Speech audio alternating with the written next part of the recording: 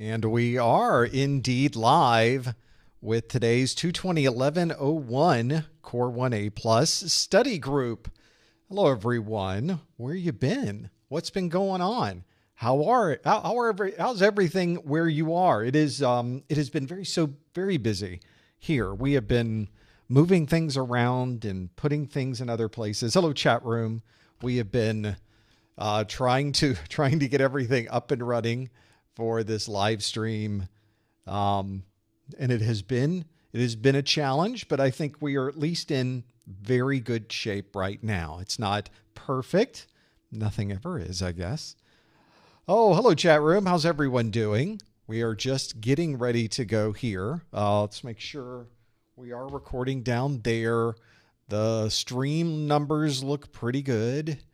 The cameras are looking okay. I think we're in good shape. Oh, I hope everybody's doing well. We have got quite a week of live streams set up. We have a live stream today. We have a live stream tomorrow. We have a live stream with Thursday and a live stream Friday. So you can follow the link on your screen for the questions. Go to professormesser.com/QA. We'll get started here. This is our pre-show. So we will get started here in, 7.5 minutes. 8 minutes, somewhere in there. 8.5. I got a new clock, and now I can't tell time, apparently, is how this usually works for me. We have all new questions for you in this first hour. And also you can go to professormesser.com/QA. That's the URL that's on your screen. If you go to that URL, you can also leave questions for the second hour of what we are doing here. So the first hour is I ask you questions. In the second hour, you ask me questions. So that's how it works. Oh, okay. Well, it has been a bit of a change, a bit of a conversion. I've moved some things around in the room. The camera is a little bit different. The camera is not different, but it's in a slightly different place. I don't know if I'm in love with it. I have to work on this. I have to work on where I am and how I'm doing this. But we are getting there. So we will figure out the details. Is it necessary to do A+ before Security Plus? Well, it's not necessary, but it can certainly help if you are working on something along those lines. But a lot of people just start with Security Plus. If you're working, for example, in the U.S. federal government corridor of that D.C., Maryland, Virginia area, a lot of those jobs prefer you to have Security Plus and don't really care about A+. Ultimately, I always tell people, go look at what the employer is asking for. Would they like you to have an A+? Maybe you should consider that. Or are they asking for Security Plus or something different? So ultimately, doesn't matter what I think, doesn't matter what you think. It matters what the hiring manager thinks. And you can always follow your interests at any time in this industry. That's one great thing about IT. But you have to have the right credentials to get your foot in the door. So that's really where I put the emphasis is, I don't know whether A+ or Security Plus is right for you. Only you know that answer, and you're going to have to do a little research to figure out if that makes sense. So check the jobs in your area, look at the job postings, go to your favorite job posting website, wherever you happen to be, because it's different depending on where you are in the world, and find some jobs in your area, see what they're asking for. And maybe that will give you some ideas, a little bit of a recommendation, a suggestion, something else going on. Okay, we've got a few things happening here. You're sort of looking over my shoulder for now because this is the pre-show. This is not the actual live stream. Well, I guess it is the live stream, but we aren't doing anything yet. I'm making sure that all of this is working, that the cameras are set up, everything looks good there. And we're really just waiting for the top of the hour, which is why we have this big clock here, so we can see when the top of the hour is going to be. And then I'll ask you questions. We'll go through the whole thing. You'll know exactly what to do. It's not going to be a problem. Make that happen. People checking in from all over the world. Got folks coming in from lots of places. You can put your pin on this virtual map by using the link on your screen, professormesser.com/QA, and that will be the link for pretty much everything we're doing today. We'll have to figure that out. There's our 5-minute warning. Just got that one. Very nice.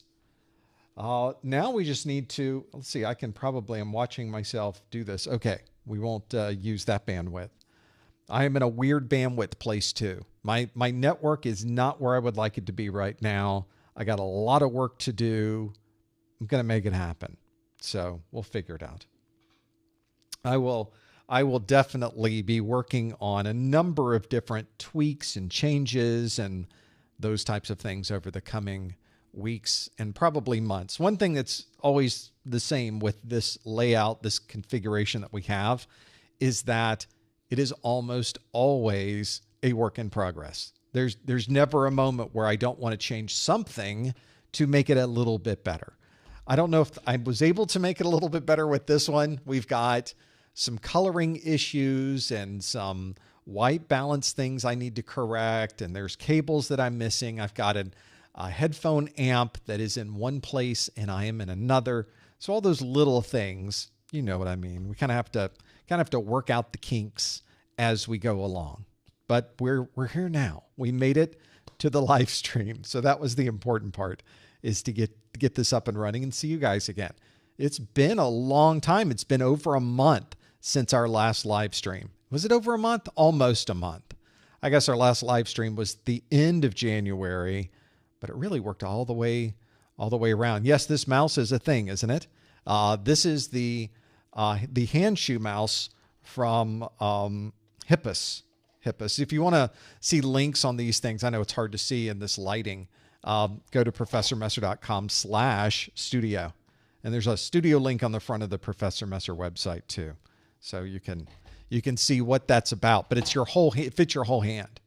It's enormous. It's huge. If you're a gamer, this is not the mouse for you, because you have to move it. It's a great mouse. It is wired. They have a new wireless version. That's another thing that's on my list.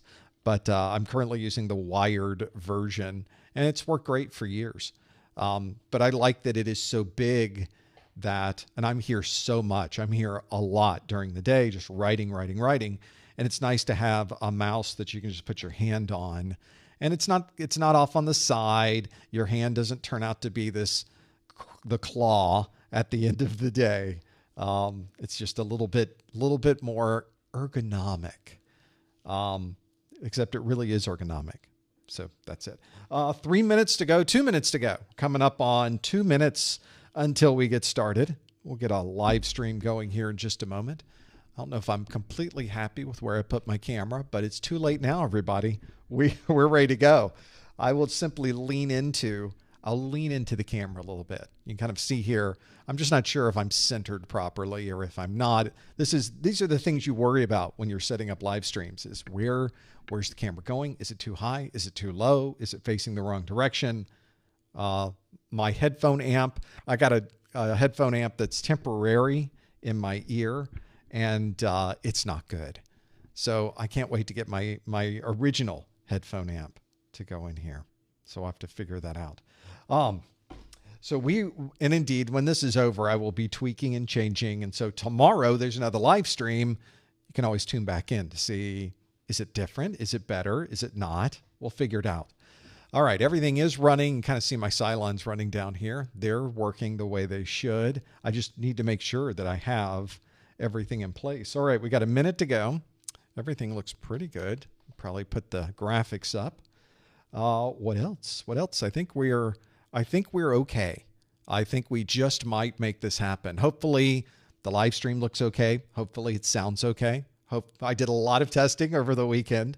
You don't see it, but I have these private tests I run. And so I'm running it on my channel and checking and audio. And it's really been a lot of fun putting it back together. But that's one of those things where you have to keep doing it and have to keep working it and have to keep tweaking it. We're getting there. Okay, we are almost at the top of the hour. We'll get started here in just a moment. Thanks everyone for being here. Thanks for joining us. Thanks for coming back. It's also a holiday in the United States, so it may be, I think it's a holiday in Canada as well. I saw a bunch of my Canadian holidays show up on my calendar. So hopefully this will give you some perspective of something you might do during this time of introspection maybe. Let's do a live stream, everybody. We'll get rid of the graphics and away we go. Hello, everyone. Welcome to the February 2024 Professor Messer, the 220-1101. It is our Core 1 A+ study group. A lot of numbers, a lot of letters there, but if you're studying for A+, you are in the right place. We are today going to be talking about questions that are directly from the 220-1101 Core 1 A+ exam objectives. And hopefully, as you are here as well, you'll be able to join us. We've got a lot to go through today, and the way that you can participate as we are here live is you can go to professormesser.com/QA, and there will be a question waiting for you when you go to that page. In fact, I've got a question that will get us going. We'll see if you're able to get into this front end that we're using. We call this our rewind question because it is a question from last month. So this rewind question asks, a network administrator needs to allow Windows file shares to pass through a firewall. Which of the following ports should be opened on the firewall? And we have a number of options available. The key with these, and the thing to keep in mind, is we want all of these questions and answers to be answered online using the link that's on your screen. Go to professormesser.com/QA. Please no answers in the chat room. Please no hints in the chat room. Instead, you want to be able to select TCP 3389, TCP 443, UDP 161, TCP 445, or TCP 22. Now, we're going to come back to this question in just a moment, but hopefully it's one you remember from what we worked on last month. We'll have to see how many people remember that. We do one of these study groups every month. We want to thank you for joining us. If you're watching us live, thanks for being here on this holiday, the President's Day here in the United States. And if you're watching on the replay, stick around. We've got a lot to go through, not only in this first hour, but in the second hour as well. When we are not here doing a live stream, you can find our YouTube channel at professormesser.com/YouTube. We also have our Twitter, our Instagram, our LinkedIn. You simply type in professormesser.com/ the name of the site you would like to find me on. So professormesser.com/YouTube, /Twitter, /Instagram, /LinkedIn. You get the idea. It's a great place to find us in whatever your favorite social media site is. Hopefully we're there and you're able to join us on that site. Also let you know that sometime in this first hour, we're going to give you instructions on how you can earn a continuing education unit credit. Now, this is something that if you already got your certification, you know what this is. If you have not earned your certification yet, then this really doesn't matter quite yet. You can only earn CEUs after you are properly certified. You can get a 1-hour webinar category CEU just for watching this, and all you have to do is listen in at some time during this first hour to see what those instructions might be.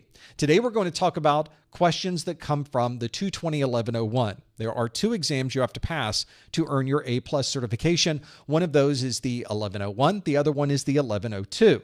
Both of these were released on April the 20th of 2022, which means these will probably be around until about October of 2025.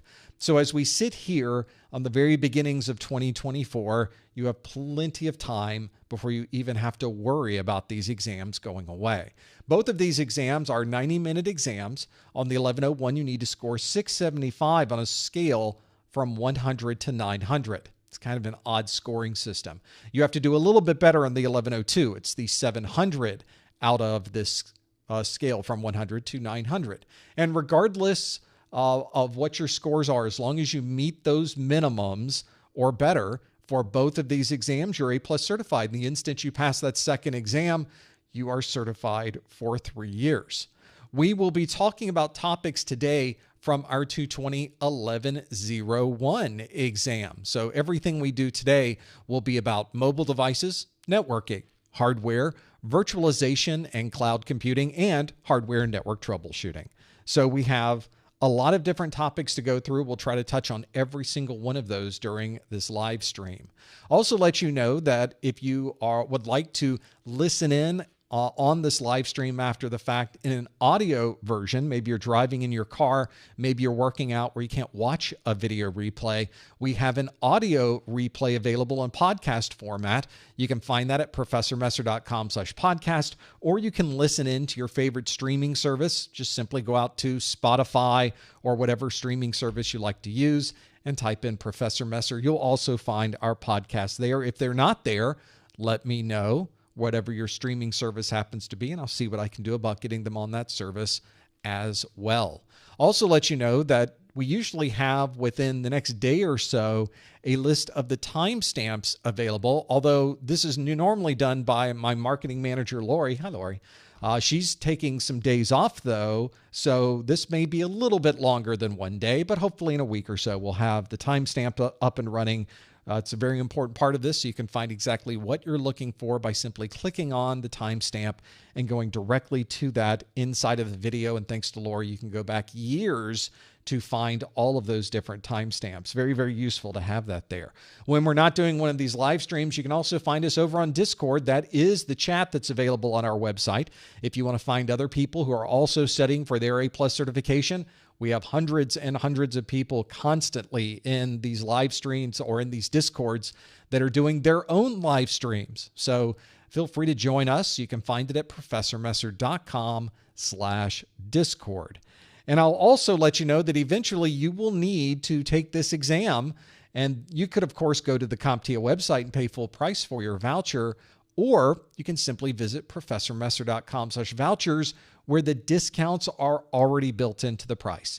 So instead of paying that full price, if you happen to be in the US or Canada, you can go to professormesser.com/vouchers and you will be able to purchase your voucher there at a discount.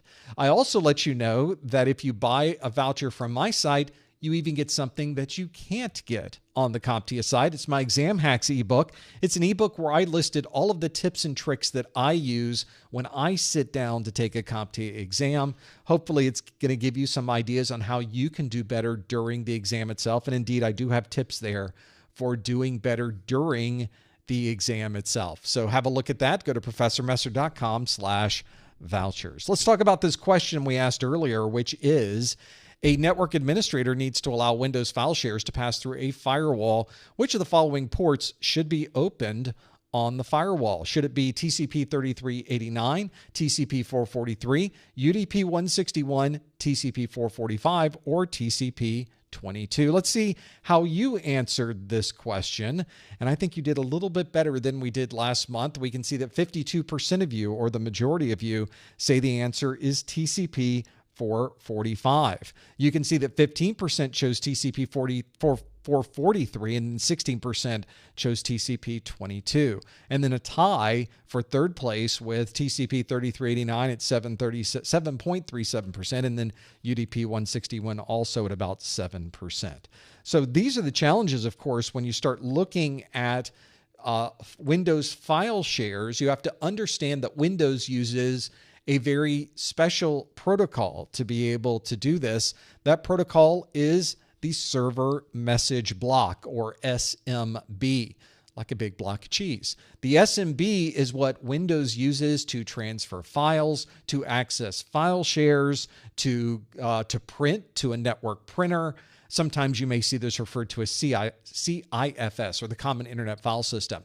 Back in the day, we used NetBIOS. And as IP got more popular, we took the NetBIOS and we stuck it inside of an IP packet. These days, almost everything we do, though, uses a direct connection between devices using TCP 445. You don't need NetBIOS. You don't need to embed it or encapsulate it within IP. Instead, you can have Windows devices talk to each other directly over a native TCP IP using this SMB communication over TCP 445. So if you look at the list, TCP 445 was the majority. 52% of you got that one right. TCP 443 is used by HTTPS. Windows does not use HTTPS to be able to transfer this information. We also have TCP/22. That would be SSH, Secure Shell. Secure Shell is also not used by Windows to access file shares. SMB is what is used by Windows. TCP/3389 is the remote desktop protocol, very commonly. And then UDP/161 is commonly used by the Simple Network Management Protocol, or SNMP. So those were the answers we were looking for. The answer we were looking for here was TCP/445. This was a two-step process. You have to first know that it was SMB, and then from there you have to know the port number. That's a pretty common thing to work through. So if you're someone who is also working through those, that's something you might want to consider as you're going and thinking about what do we need to know.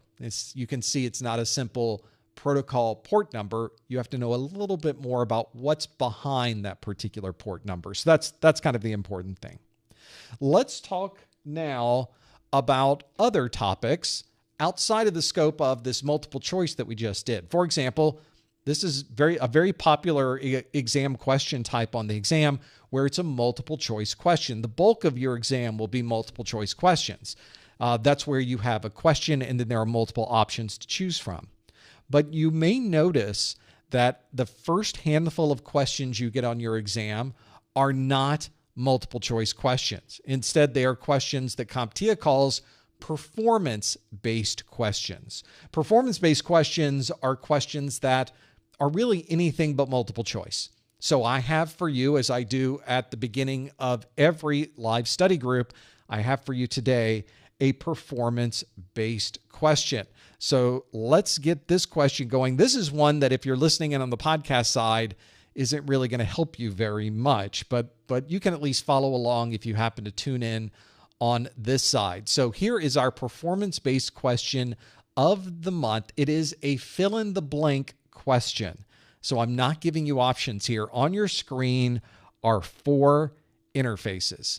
You can see interface 1, interface 2, interface 3, and interface 4. Those 4 interfaces are interfaces you should know from the CompTIA exam objectives. So my question for you is name the interface. What is the first interface, the second interface, the third, and the fourth? Please be as specific as possible. And of course, as always, please no answers in the chat room. Please no hints in the chat room. You want to go to the link that is on your screen. Go to professormesser.com/QA to lock in your answer. So hopefully that will give you some ideas of where you can put that in. Go to professormesser.com/QA to lock in your answer. I'm watching some of these answers come through. Folks are doing very good on this list. And I want to see how detailed some people get with some of these interfaces, especially some of these, by the way, that are very specific. Have a specific version number, for example. I don't want to give anything away. I don't want to work through the other specifics of that. So that is what you should work through. Please, as always, no answers in the chat room. Please, no hints in the chat room. We're going to go to the link on your screen. Go to professormesser.com/QA to lock in your answer. Folks doing very well on this one, by the way. Whenever you start looking at the beginning of these exams, especially the CompTIA exams, there is a lot of different ways to ask these questions. This is just one of the very many. So hopefully this will give you an idea of where at least focusing on this is going to be the important part. So let's see how you did on these 4 interfaces. We're going to step through each one of them and see what you think they happen to be. So we'll start with the very first interface that is on our list. This should look very familiar if you're doing anything with consumer electronics, because you'll find that HDMI is a very, very common interface type. HDMI is one used today in practically anything dealing with video. So if you're setting up a video display in a conference room, you're probably dealing with HDMI. Then when you go home and you plug in your television, your gaming system, or the cable box that you use, it's probably connecting to your TV over HDMI. It has become such a very standard interface. And of course, that's one of the very important reasons why you need to know that interface for your exam. This second interface is a little bit different. This is one that not incredibly common, but it is one that you do happen to see from time to time, especially if you've set up a connection to a printer or some other type of device over USB. This is a USB 3.0 standard B plug. Looks a lot different than the USB interfaces you might find with an A connection or even USB-C these days, those types of interfaces. This one has a relatively large connector that is used on that. That's why you often see these on the device side. So you're plugging into a printer, it may have an interface like this on it. But it could be used anywhere. It doesn't have to be on a printer or another device. It's simply one of the very standard ways to connect to a device using USB, the Universal Serial Bus. Third on our list is one that we still seem to find a lot of. It is being phased out pretty rapidly at this point, but you will on occasion run into this type of connector that you see on number 3. This connector looks like it's really upside down. It's not really right side up, but you could see it in either way. That is a VGA connector, again used for video. This goes a long way back in the days of personal computing. It is a standard that now is rapidly being replaced by, well, effectively by HDMI and other formats, but it's one that you're seeing or you're not seeing as often as you used to. Certainly on some of the devices that you would run into on laptops and computers these days, it's now very difficult to find VGA, but you will find it on legacy devices. Almost certainly you'll run into this in a conference room on older equipment. You will certainly have that. So hopefully that'll give you an idea of where you might run into VGA. This last connector is also a video connector, and this connector is DVI. This DVI connector is also one that's relatively uncommon these days, but when you go back to legacy equipment or you're using a type of equipment that has multiple video connectors on it, especially external video cards, you may still find DVI being available on those devices. There are a lot of video systems that can use DVI, so it may be an interface that you don't use a lot, but when it's there, you may be able to take advantage of it. So those were the 4 video types we were looking for. The first one, HDMI. Second one is the USB 3.0 standard B plug. Then we have a VGA connector, which is a DB15 type connector, and then a DVI connector. So hopefully that's the perspective. The question in the chat room is, what's more recent? Dominic asks, what's more recent, VGA or DVI? VGA has been around a lot longer than DVI. I say a lot. I guess everything's relative in the world of computing. VGA was a very early form of video output going back, I want to say, to 286, 386 time frame, way back in the day. But this DVI connector is one that's much newer in its format. The standard for DVI really was not released until well after that. It was really supposed to be a bridge between the analog VGA days and the more digital HDMI days. And in some ways, it did perform as that bridge. It did work out to be that bridge. But it turns out that HDMI just came on so strong and so fast that we sort of just leapt over DVI, and everybody, a lot of folks anyway, went straight to the HDMI connectors.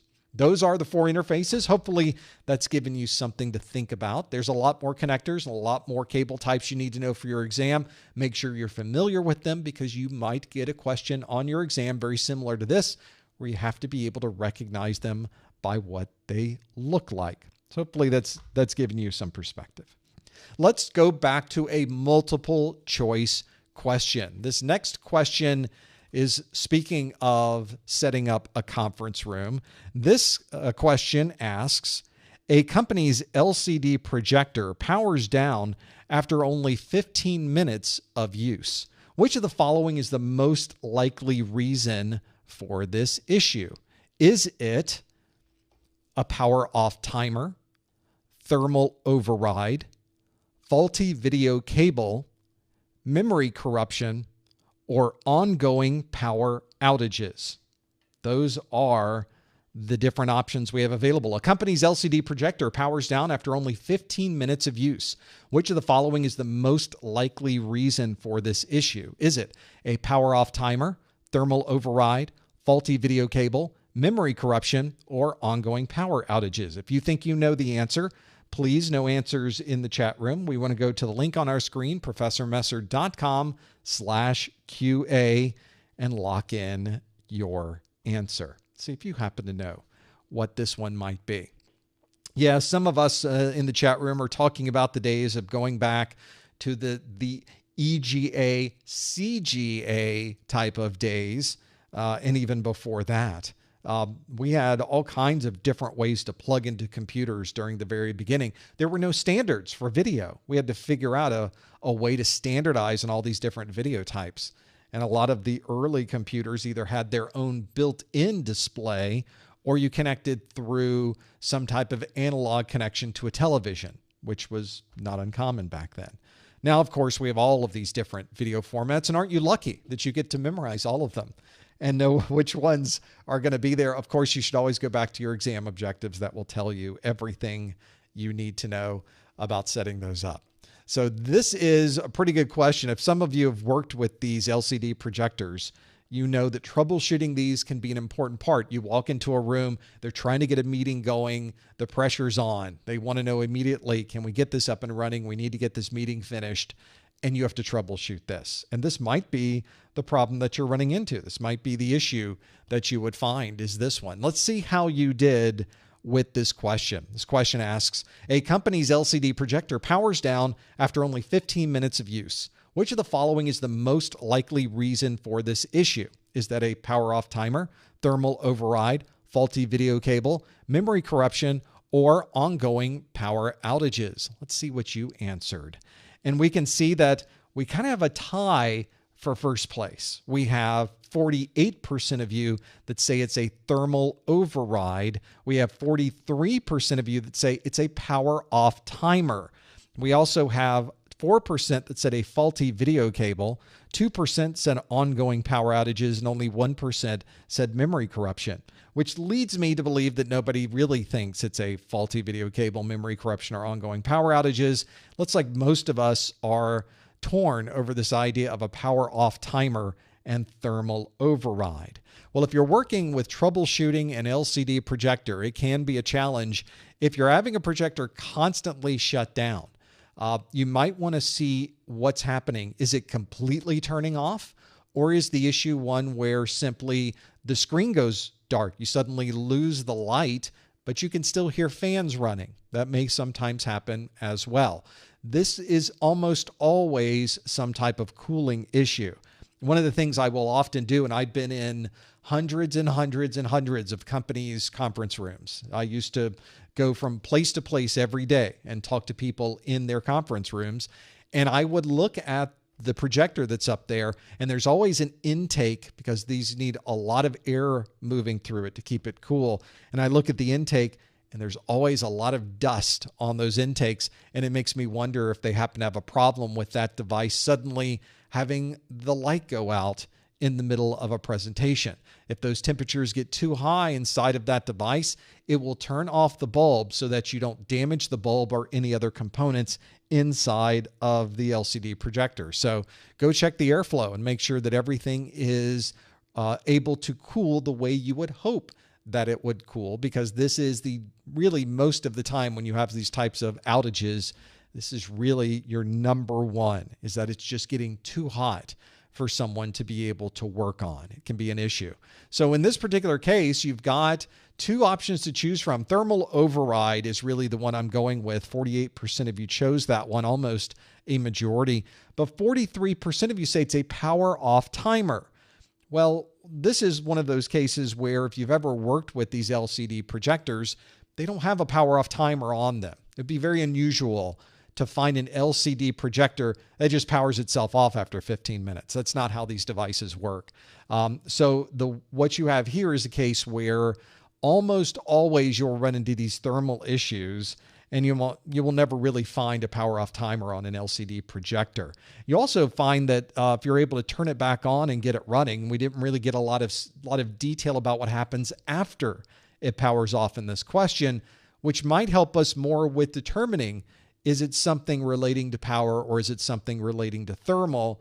We just don't have that much information in this question, which is why you have to look at these very carefully on your exam. This question asks, which of the following is the most likely reason for this issue?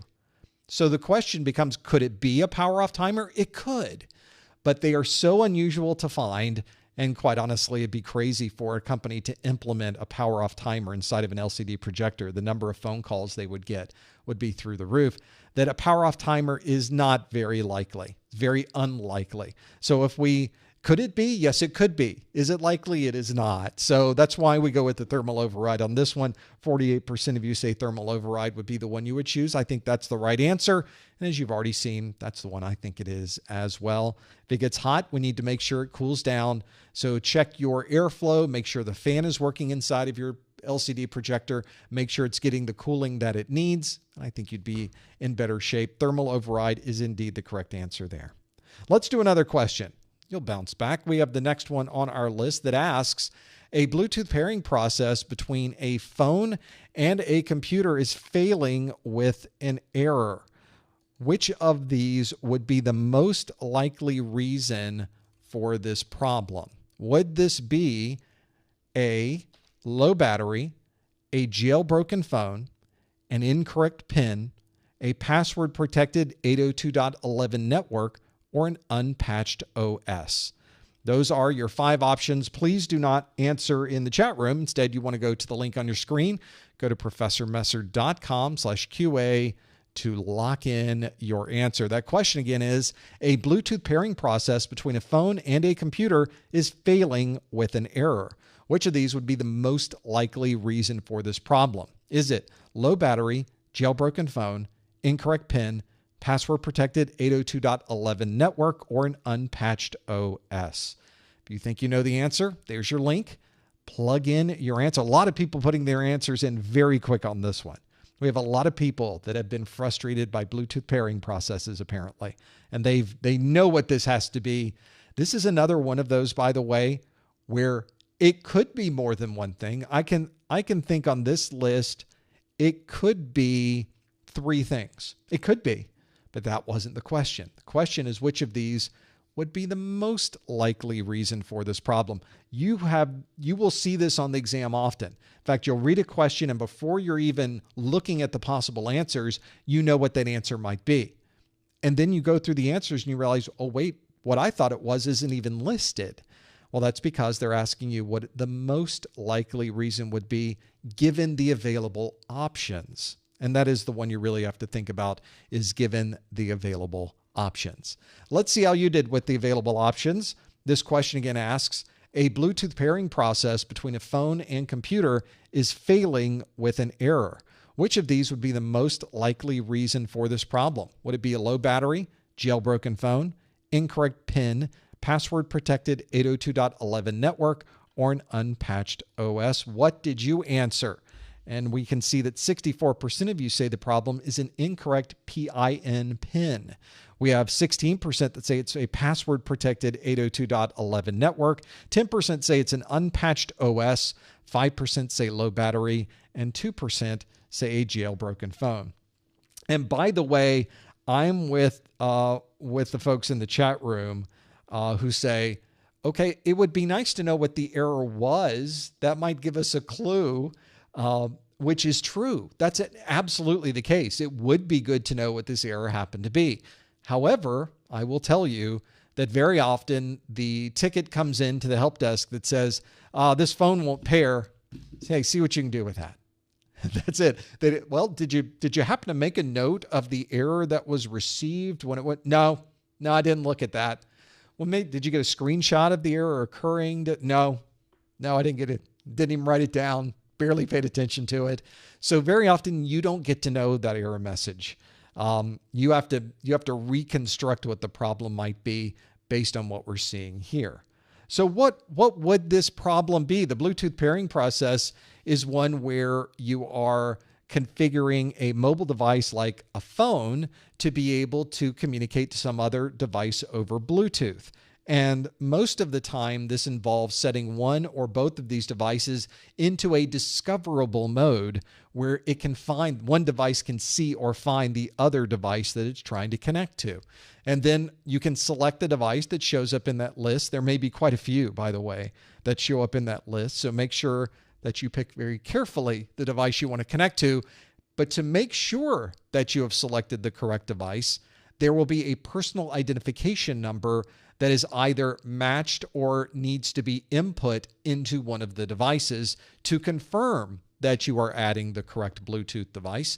And this is something sometimes you simply look at both numbers. Yes, that's correct. Please continue. Or sometimes you have to type it in and into the configuration itself. If you don't type in the right number, the connectivity is not going to work very well. This Bluetooth connection will not work if the PIN number is not correct, and it will give you an error probably that says something along the lines of incorrect PIN, Bluetooth connection not enabled. Those are what you would commonly find with Bluetooth. That is the normal pairing process. And that's why 64% of you said that's the normal error. That is the most likely reason for this particular problem. And you're absolutely correct. Those 64% of you got that one absolutely right. It is because we're putting in an incorrect personal identification number. Now, 17% or so said it's a password-protected 802.11 network. Well, this 802.11 network has nothing to do with connecting up one device to another over a Bluetooth signal. So what the 802.11 network could be open, it could be password protected, or it may not exist at all. The 802.11 network in this case is irrelevant when we're trying to pair this device using Bluetooth as the wireless technology. We also have 10% that say it's an unpatched OS. I suppose if there was a bug in an OS that didn't allow Bluetooth to properly pair, that could be an answer. I'm not sure if I've ever seen an operating system that was not able to pair with Bluetooth. Normally, that's such a relatively common and simple thing to get running that unpatched OS is not something that you would have to worry about in this scenario. So definitely not a problem with patching your operating system. That's not what's preventing you from connecting these devices over Bluetooth. A low battery, it could be a low battery if it's not able to send or receive a signal, but this would be relatively unusual. Your system at that point will probably just power itself off because there's not enough power to connect to Bluetooth. There's probably not enough power to keep the screen running. So that is probably not the most likely reason for the problem. And then lastly, a jailbroken phone. Phones can certainly have a different operating system installed on them other than the one that would normally be expected. But even then, the Bluetooth process usually works fine on those. It would be very unusual, but certainly possible for a jailbroken phone to have a problem with Bluetooth pairing. But again, the question asks the most likely reason. How many of your users are walking around with a jailbroken phone? Probably not a lot. Probably could be none. And so it would be very unusual. The more likely issue is somebody just put the wrong numbers in. The wrong personal identification number. Indeed, 64% of you chose that one. You got it absolutely correct. That was the answer we were looking for, was an incorrect PIN. That was the issue with Bluetooth pairing. And hopefully that's given you some perspective on what these could possibly be in this scenario. Well, as you have already seen, there are all kinds of topics on this A+ exam. We went through a list of these at the beginning of the live stream. You've already heard about Bluetooth. We've talked about port numbers. There is security and networking and troubleshooting and printers and all kinds of topics on these exams. And that's why whenever I created this video series, I thought, wouldn't it be good if we could have some type of consolidated view of all of the things included in those videos. Certainly, I want you to watch all 137 videos, all 19 hours. You really should. They're really great. You will love them, but not everybody has that kind of time. So what I created was a set of course notes. This is the PDF version of the course notes, just so you're aware. There's also a physical version. There it is in its upright form. The physical version is identical in content to the version available in the PDF. It's just one where I will send you an actual print out, a printed version, a bound, they call it a perfect bound version that you commonly see with softback type books, full color and available. And as you can see, everything that's in the video is in here. All of the text is in here. All of the graphics that are important are in here. All of the tables, there's the table for 802.11. They're in here as well. Everything, I try to get everything in here so that you would have to spend your time writing your own notes, and you would have notes available for topics that maybe you didn't have time to watch. For example, you'll notice that every single one of these is labeled with the name of the video and the number that comes directly from the CompTIA exam objectives. Those are my course notes. It's a great way to support what we do here on the website. Hopefully that's given you some perspective as to some of the things that might help you in your studies. The course notes can be a great help and something that doesn't replace your videos. It doesn't replace a good book. It doesn't replace hands-on, and it doesn't replace some Q&A, but it does give you a way to have everything in one place. You can put this PDF on all of your devices, so wherever you happen to go, you have access to this very important information. Find out more on my website. Go to professormesser.com/1101notes. Let's do some more questions, shall we? I think I have another one here for you. This is the next question on our list, and it asks, an administrator has been asked to connect a time clock to the network. Which of the following describes this time clock? Is that UTM, embedded system, SCADA device, storage array, or legacy system?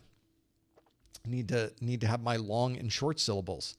We have an administrator has been asked to connect a time clock to the network. Which of the following describes this time clock? Is it UTM, embedded system, SCADA device, storage array, or legacy system? If you think you know the answer, visit the link on your screen. Go to professormesser.com/QA and lock in that answer. If you're watching this on the replay, that link obviously won't be available, but you can follow along with us. Pick what you think the answer is, and we'll see if you're right when we get to the end of this. A lot of people plugging those in right now to be able to figure out what the answer to this one might be. All 5 of these answers, by the way, are listed in your CompTIA exam objectives. So this is a very good example of not just knowing the right answer, but it's important that you know the wrong answers as well. Try to do that with my questions so that you can figure this out. Some folks in the chat room have been asking questions about different study groups. We have our 1102 study group tomorrow. We have our Network Plus study group on Thursday and our Security Plus study group on Friday. For the very first time in years, we are doing 4 live streams in 1 week. This is our first one of the week. This is just the way my schedule worked out in February. So we're either all lucky or all unlucky that we have 4 live streams this week. We're going to see when you check in with me on Friday. And if I'm talking like this, you'll know why the problem is. I'll have to wrap my throat and have a lot of honey at the end of this, just so. 1102 is tomorrow. Yeah, check back in for that. And of course, you can go to professormesser.com/calendar, or if you're on our Discord, check the events link on the Discord as well. Let's see how well you did with this one. The question asks, an administrator has been asked to connect a time clock to the network. Which of the following describes this time clock? Is it UTM, embedded system, SCADA device, storage array, or legacy system? What did you choose? Let's see. It's another one where we're a little torn on this one. 44% of you say it's a UTM. 36% of you say it's an embedded system. 15%, very good number, say it's a SCADA device. And then we have 3% that say it's a legacy system, and less than a percentage say that it is a storage array.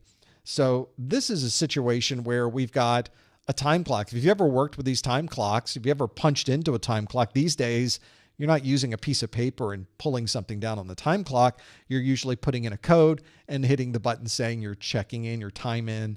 And then you have another code where you can check out of these just so that you can have your time in and time out properly recorded on that time clock. They're usually a box that fits on the wall.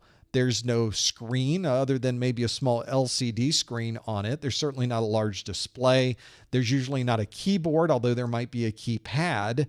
So this is a situation where you have this sort of a purpose-built device, and we refer to these as embedded systems. Embedded systems are devices that are built for a particular purpose. And in this particular case, it's a time clock. That's the purpose of that device. It doesn't do anything else than be a time clock.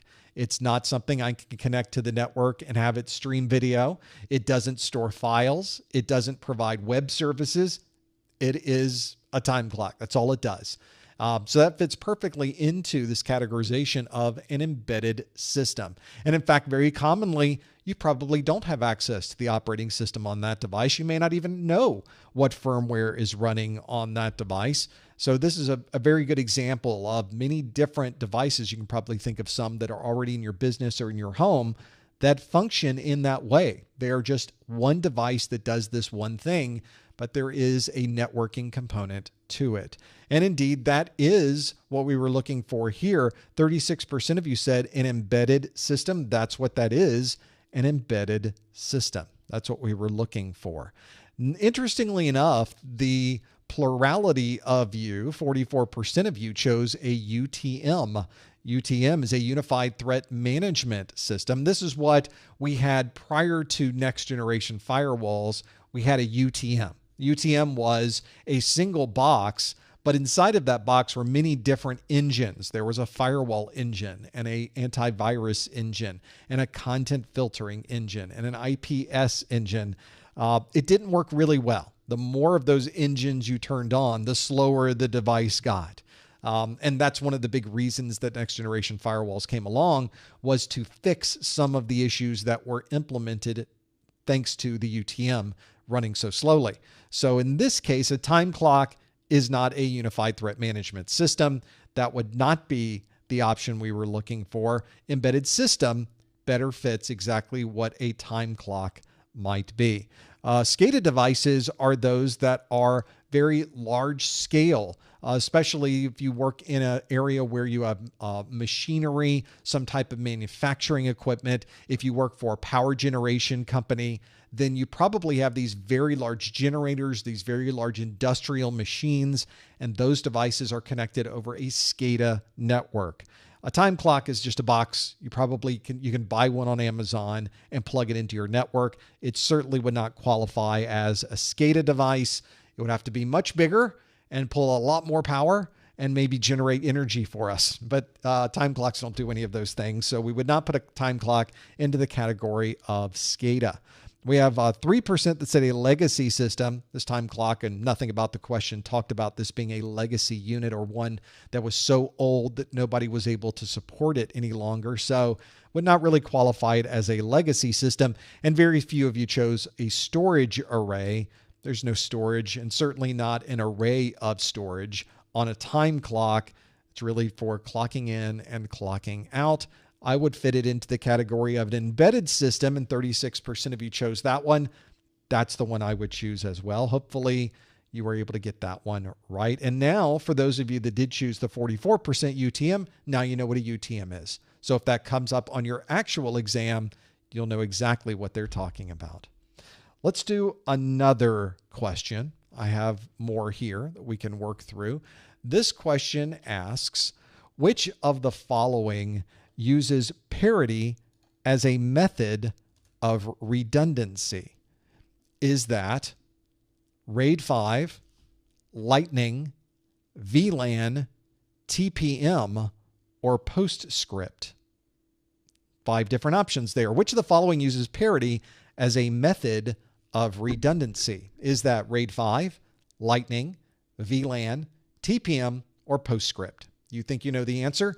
Please no answers in the chat room. Instead, follow the link on your screen, professormesser.com/QA, and lock in your answer. See if you happen to know what this one is. Some of you may have even run into all 5 of these technologies before, but you may not have thought about the redundancy associated with these technologies. Another important consideration, especially if you're building your own systems, is to make sure everything continues to run.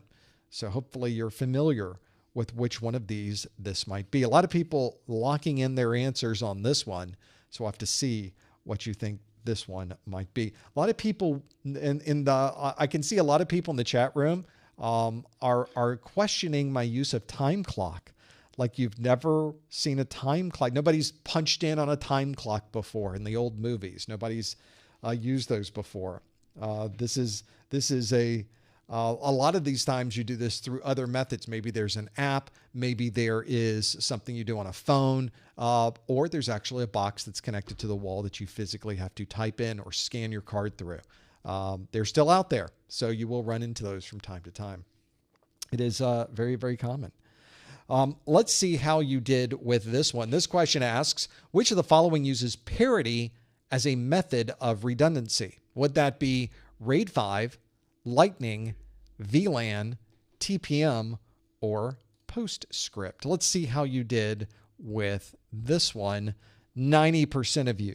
Boy, did we bounce back. We bounced back strong. RAID 5 is the method of redundancy specific when you're using a RAID 5 storage array. If you don't know what RAID is, that's your redundant array of inexpensive or independent disks, depending on where you came along in this industry. But it is a very common way to use multiple drives to be able to store information and to use those drives in a way that if you happen to lose a drive, if the drive fails, if the drive no longer is operating, the other drives in that array will continue to stay up and running thanks to redundancy that's built in using things like RAID 5, which uses, as you can see here, uses parity as its method of redundancy. So that is one where it can be pretty useful if you lose that drive. In fact, I've walked into places that are using RAID arrays and they lost a drive weeks ago and had no idea because the system continued to run and operate and nobody was looking at the error messages. That's one where you really want to get that drive swapped out as soon as possible, because if you lose 2 drives, you could very possibly lose data in that RAID array. Lightning doesn't have a need for redundancy, most commonly anyway, because it's a point-to-point type connection. So Lightning doesn't use parity. If it does have redundancy built into it, it's not based on parity. VLAN's a virtual local area network. There are ways to have redundant VLAN connections between switches, but we don't use parity as the way to do that. Normally, we would use some type of link aggregation, and we would trunk over that link aggregation to be able to do that. TPM, Trusted Platform Module, is a cryptography component commonly built into our motherboards. Sometimes it's a module you can add onto an existing desktop motherboard, but there's no redundancy with the TPM either. So we don't have to worry about using parity or having any type of redundancy there. TPMs, that's not the way they operate. And then PostScript is a language, specifically a printer description language, that is used to communicate to PostScript printers. So you can send output to the printer, and the printer understands the output that you're sending to it. So hopefully that gives you some perspective of these and being able to work through them. If you're someone who is working through the world of parity and trying to understand parity and the way it works, and in my video series, and I think it's in the troubleshooting section, we step through a parity calculation so you can understand more about how does that parity work and what is the process for understanding if something's working with that parity. RAID 5, though, uses parity by spreading the parity across different blocks and having it on different drives. That way, if you lose one of these drives, for example, you lose disk 2, that drive suddenly fails and is no longer operating, the parity that's left on the other drives can reconstruct what is currently missing. So that's pretty useful to have that there. It is also makes your disk space very efficient. You're not duplicating disk space. You're simply creating parity and using a percentage of that. So you can lose a drive, all your data is still there. And that's what you want from a redundant drive array, is to have that particular configuration.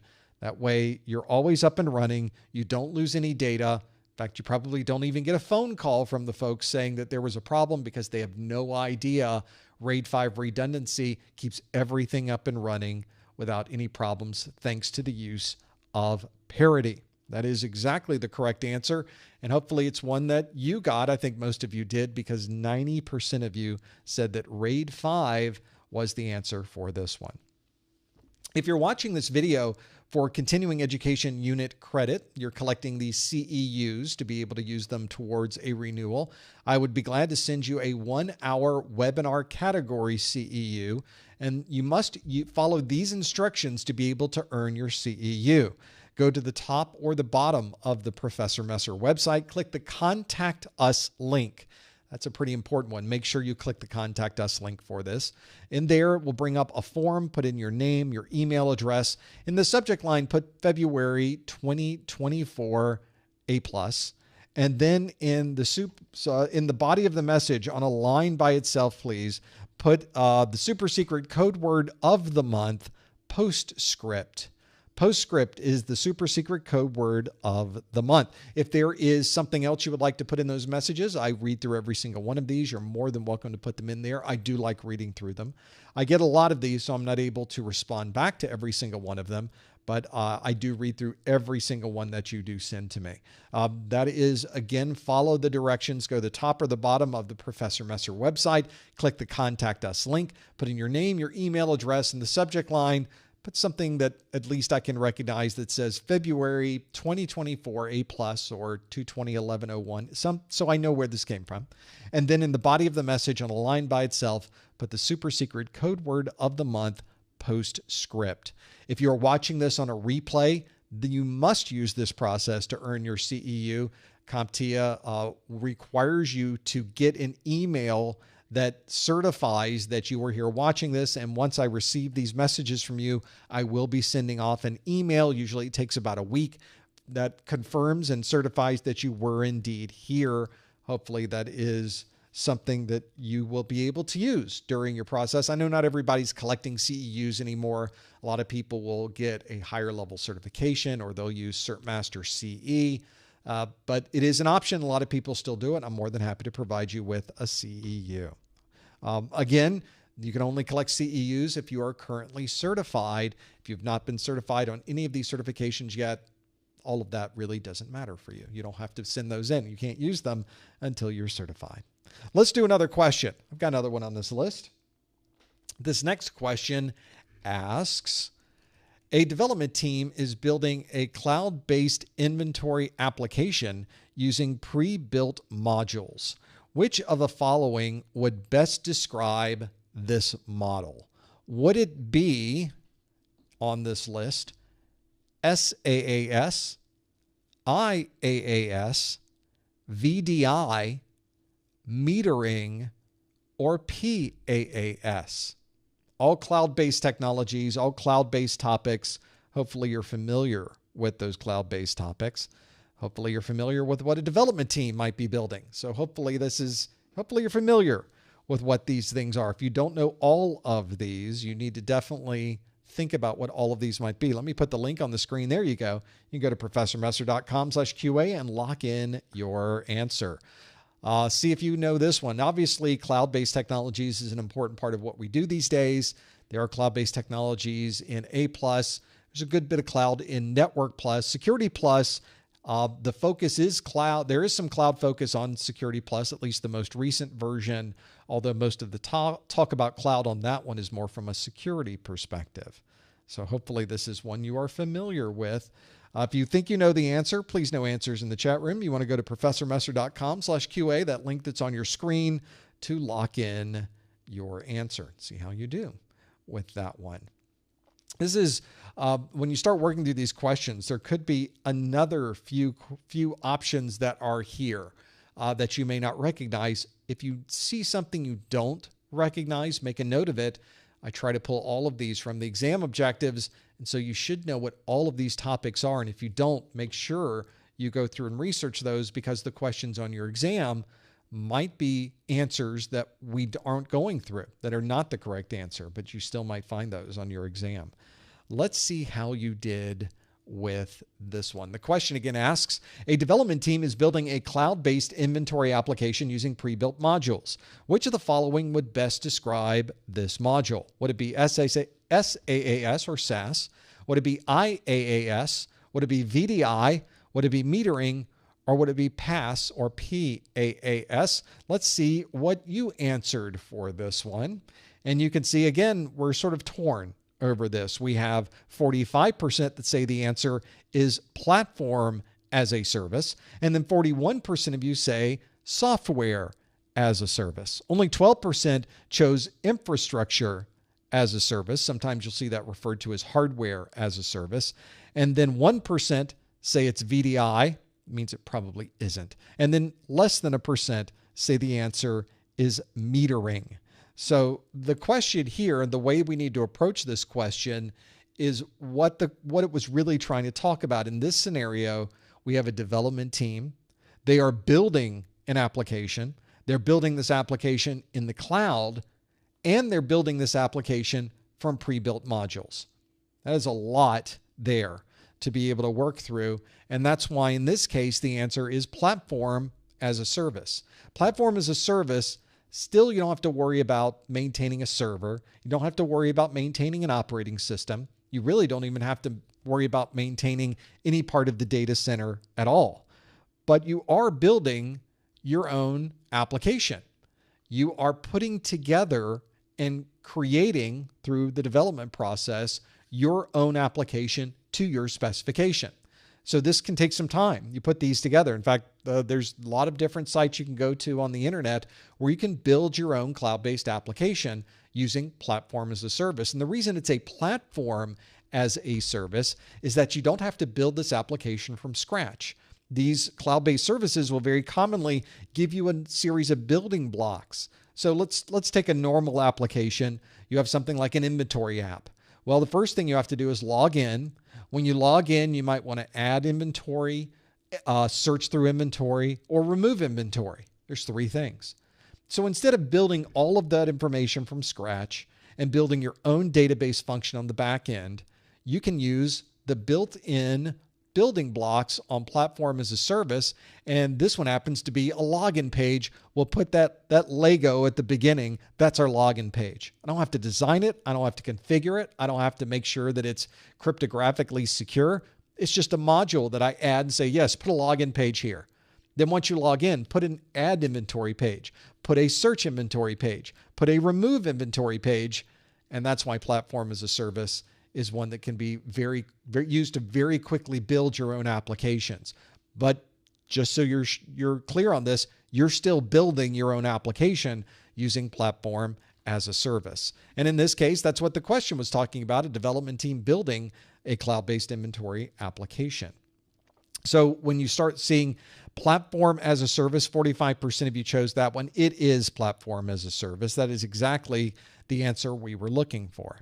Now, 41% of you said software as a service. Now, if you've used Google Mail, if you use Yahoo Mail, if you use Outlook Mail, Outlook.com Mail, or any of those types of services on the internet, you know that you don't build those applications yourself. You don't write the code. You don't determine what screen comes up first and what happens when you click something on the screen. You simply log in with your username and password, and everything is already there to use. You didn't have to program anything. You didn't need an application development team. You didn't need building blocks. You simply log in and you check your mail. That's it. That's the way that product works. When you have that type of integration where you're not doing anything but logging in and using the app, you're using software as a service, or SaaS. Software as a service is something that we commonly use. We don't even think about it these days because there's so many different software as a service type systems available. I think the mail is the one that I think most of us are most common with anyway, so that's a good one to use. 12% of you chose IaaS, or infrastructure as a service. Sometimes you'll see this referred to as hardware as a service. This is the service that I chose to put my web server on. I have a web server that is in the cloud, and when you go to professormesser.com, I'm managing the operating system, the drivers, the software. I've loaded up my own database. I've loaded up my own web services, and I'm running that. All I effectively did was get hardware. Give me a network connection, some memory, a storage device, and some CPU. That's it. Now I get to specify how much of that I would like, and then I use that and build and put my own software onto that device. That is infrastructure as a service, or IaaS. VDI, a virtual desktop integration or interface, is one where we can put our desktops in the cloud. That obviously was not the scenario we were dealing with this particular question, but it can be a very useful tool if you want to have your desktops all centrally administered. Users can be on a tablet, they could be at another desktop, they can be at home, and they can access their desktop in the cloud because they can connect from anywhere they happen to be. And then metering, only 0.5% chose metering. Metering is a way, especially with cloud-based applications, to measure how much of the application you have used. Very commonly, metering is used for billing, maybe how much you have stored, maybe how much you have transferred in and out of that device. And metering can be something very commonly associated with billing. It's based on how much of the platform are you using. Well, we will bill you for how much you are using in that scenario. So if you're not using it a lot, you don't pay a lot. If you're using it a lot more, you pay a lot more. So that's a very common way to evaluate or set up a cloud-based service so that you're not spending a lot of money right out of the gate. You're spending that money as you use that actual service. So those are your 5 options there. If it's a development team, they're building cloud-based applications, they're using pre-built modules. All of that together clearly is platform as a service. The 45% of you that chose platform as a service got that one absolutely correct. Well done. That's the way you do it. Now, I know we are at least the top of the hour, but I would like to do at least one more question. I think I have a couple more in here, or at least one more I would like to go through. This one is a little bit different, though. Same thing applies, though, in this question, because I'm going to pull this question not from this display, but I'm going to pull it from my practice exams book. If you're not familiar with my practice exams, I wrote a book. I actually went out to the internet, looked at some of the other practice exams out there, and I was not impressed. I was not happy with what I was seeing. A lot of the questions out on the internet are outdated. They're talking about topics that are in older versions of the exam that no longer apply to the latest exam objectives, or in some cases, they're just wrong. The answers are incorrect. And so I thought we could do better. We can have a better set of practice exams. I wrote my practice exams book. It's a big one. 389 pages in my Core 1 practice exams book. 90 question exams. So it's as if you're taking the exam 3 times. Not only do I have 5 performance-based questions and 85 multiple choice-based questions in each of these, but I also give you a way to look through and understand not just what the right answers are, but what the wrong answers are.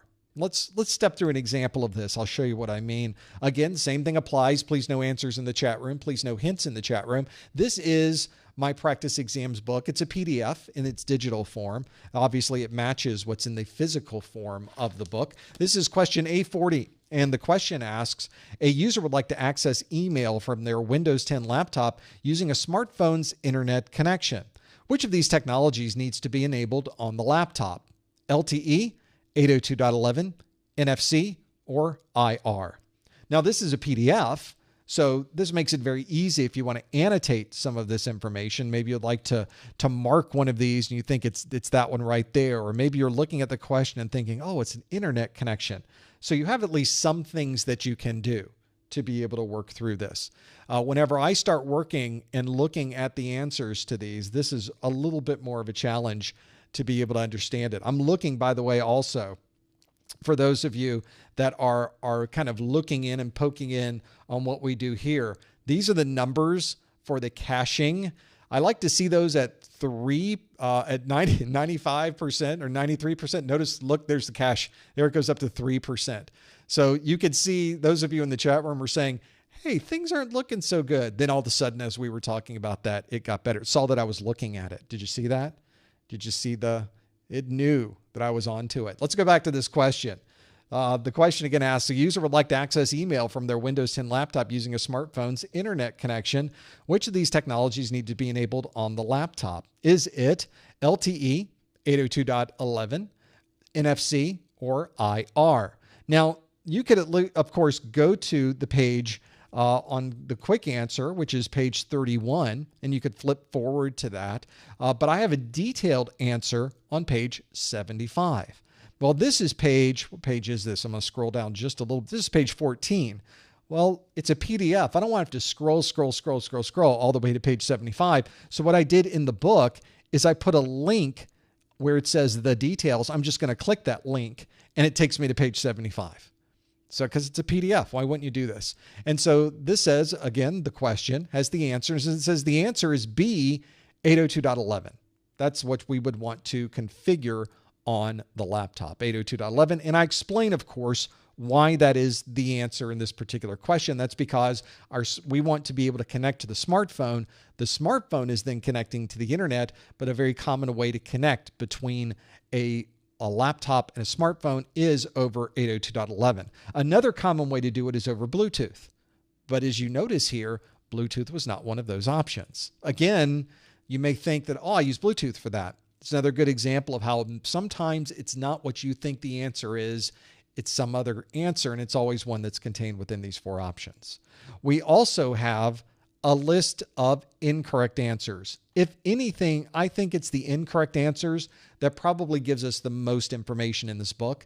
Whenever I get a question wrong, I want to know, why did I get that question wrong? And looking at the right answer doesn't always answer that question for me. And so in my book, every single correct answer is documented. Every single incorrect answer is also documented, and I explain why the wrong answers are wrong.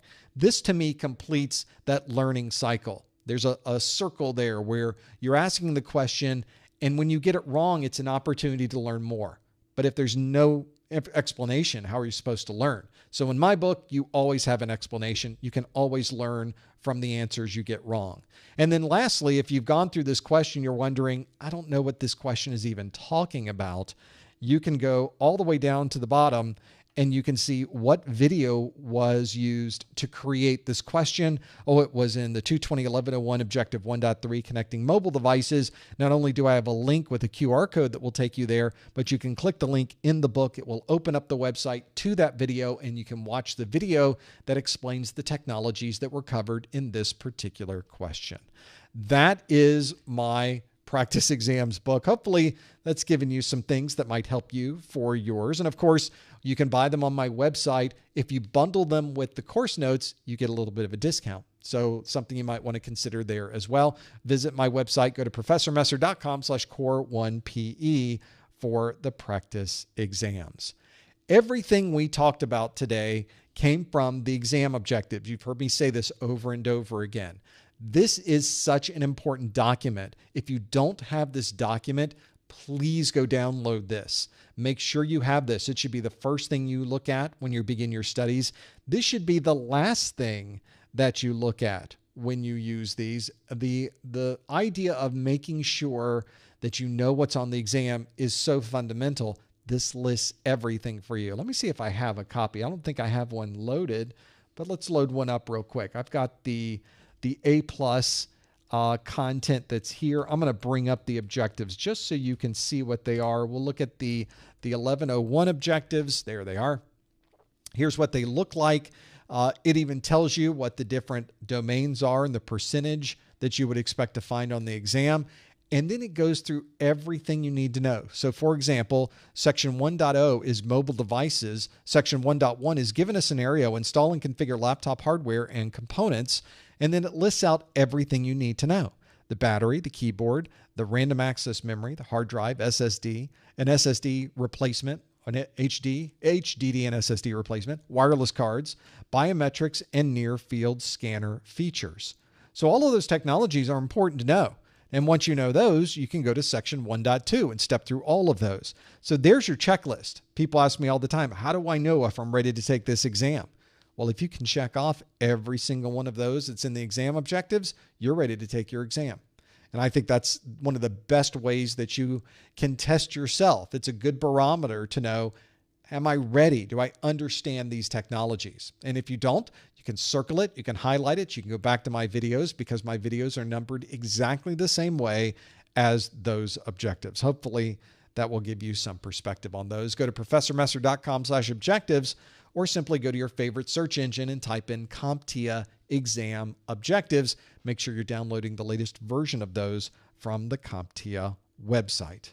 Well, I do one of these study groups every month. We did, as I mentioned earlier, we scheduled 4 live streams this week.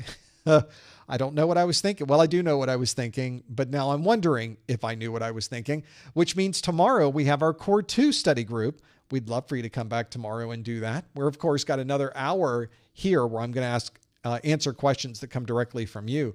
But, of course, I have all new questions available for not only the Core 2 study group, but I've got a Network Plus study group on the 22nd, that's Thursday, and a Security Plus study group on the 23rd, that would be Friday of this week. Of course, in March, on March the 12th and March 14th, are our A Plus study groups. We're going back to our hopefully we're going back to our older schedule so that we can have A Plus during one week. We got Network Plus the week after and Security Plus the week after that one. So we've got a few different options there.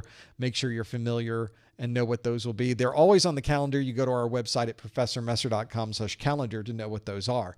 We're not done yet. As I mentioned, we got another hour to go where I'm going to answer your questions. You can submit those online by going to professormesser.com/QA. Feel free to plug in anything you would like there, and we'll step through those in the after show. Don't forget about our discounted vouchers. You don't need a coupon code. You don't need to plug anything into your browser. There's no extensions that are required.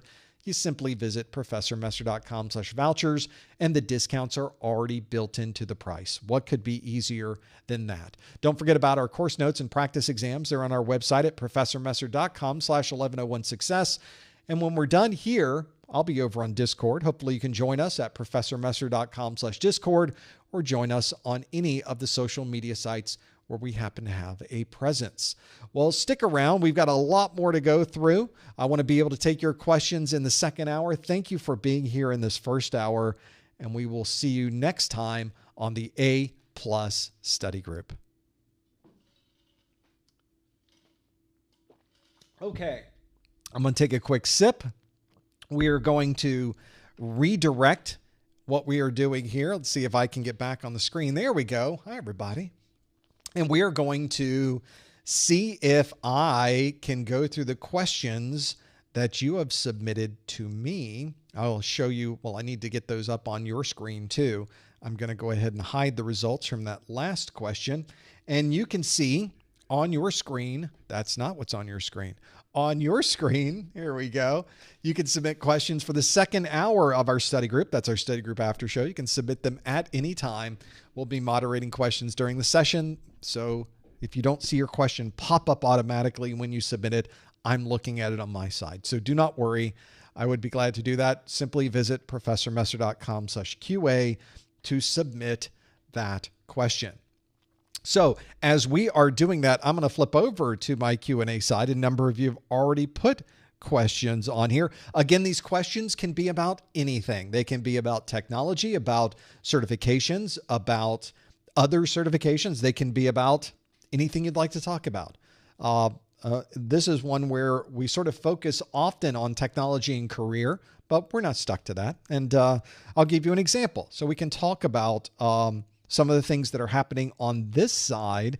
And we will start with a number of questions that I have. Let's see if I can select one that I can do something with. Can I move this one out? Let's go to see this question from Pedro. He asks, hey, Professor, thanks for everything. When do you have to plan to be done with the practice questions of Security Plus SY0701? This is probably one of the number one questions I get these days, Pedro. You probably are aware of this. And certainly it's everybody wants to know. We just saw the practice questions for the 1101, and there's a reason they become so incredibly popular. I write every single one of these questions. They are written with the idea of giving you the same style and the same scope of an actual exam. Because I write every single one of these questions, I can guarantee that all of the topics in these practice exams are applicable to the latest version or the version of the exam that you happen to be studying. So you know you're getting high quality questions, you know the questions have been properly vetted, and you don't run into those situations where the answer doesn't make sense. These are real world questions. It's written by somebody who's actually done real world work in the field. So that's one of the benefits of this. So a lot of people ask, well, what about the 701? Well, the 701 exam has recently come out in the last couple of months. We are currently working on that book. It's amazing. It's coming out. I love this new Security Plus book.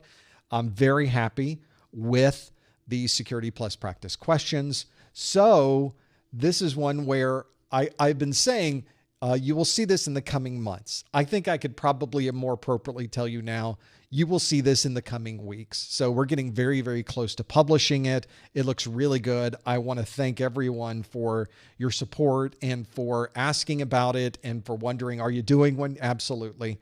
But it does take time to write a book, and a lot changed between the 601 and the 701 exam.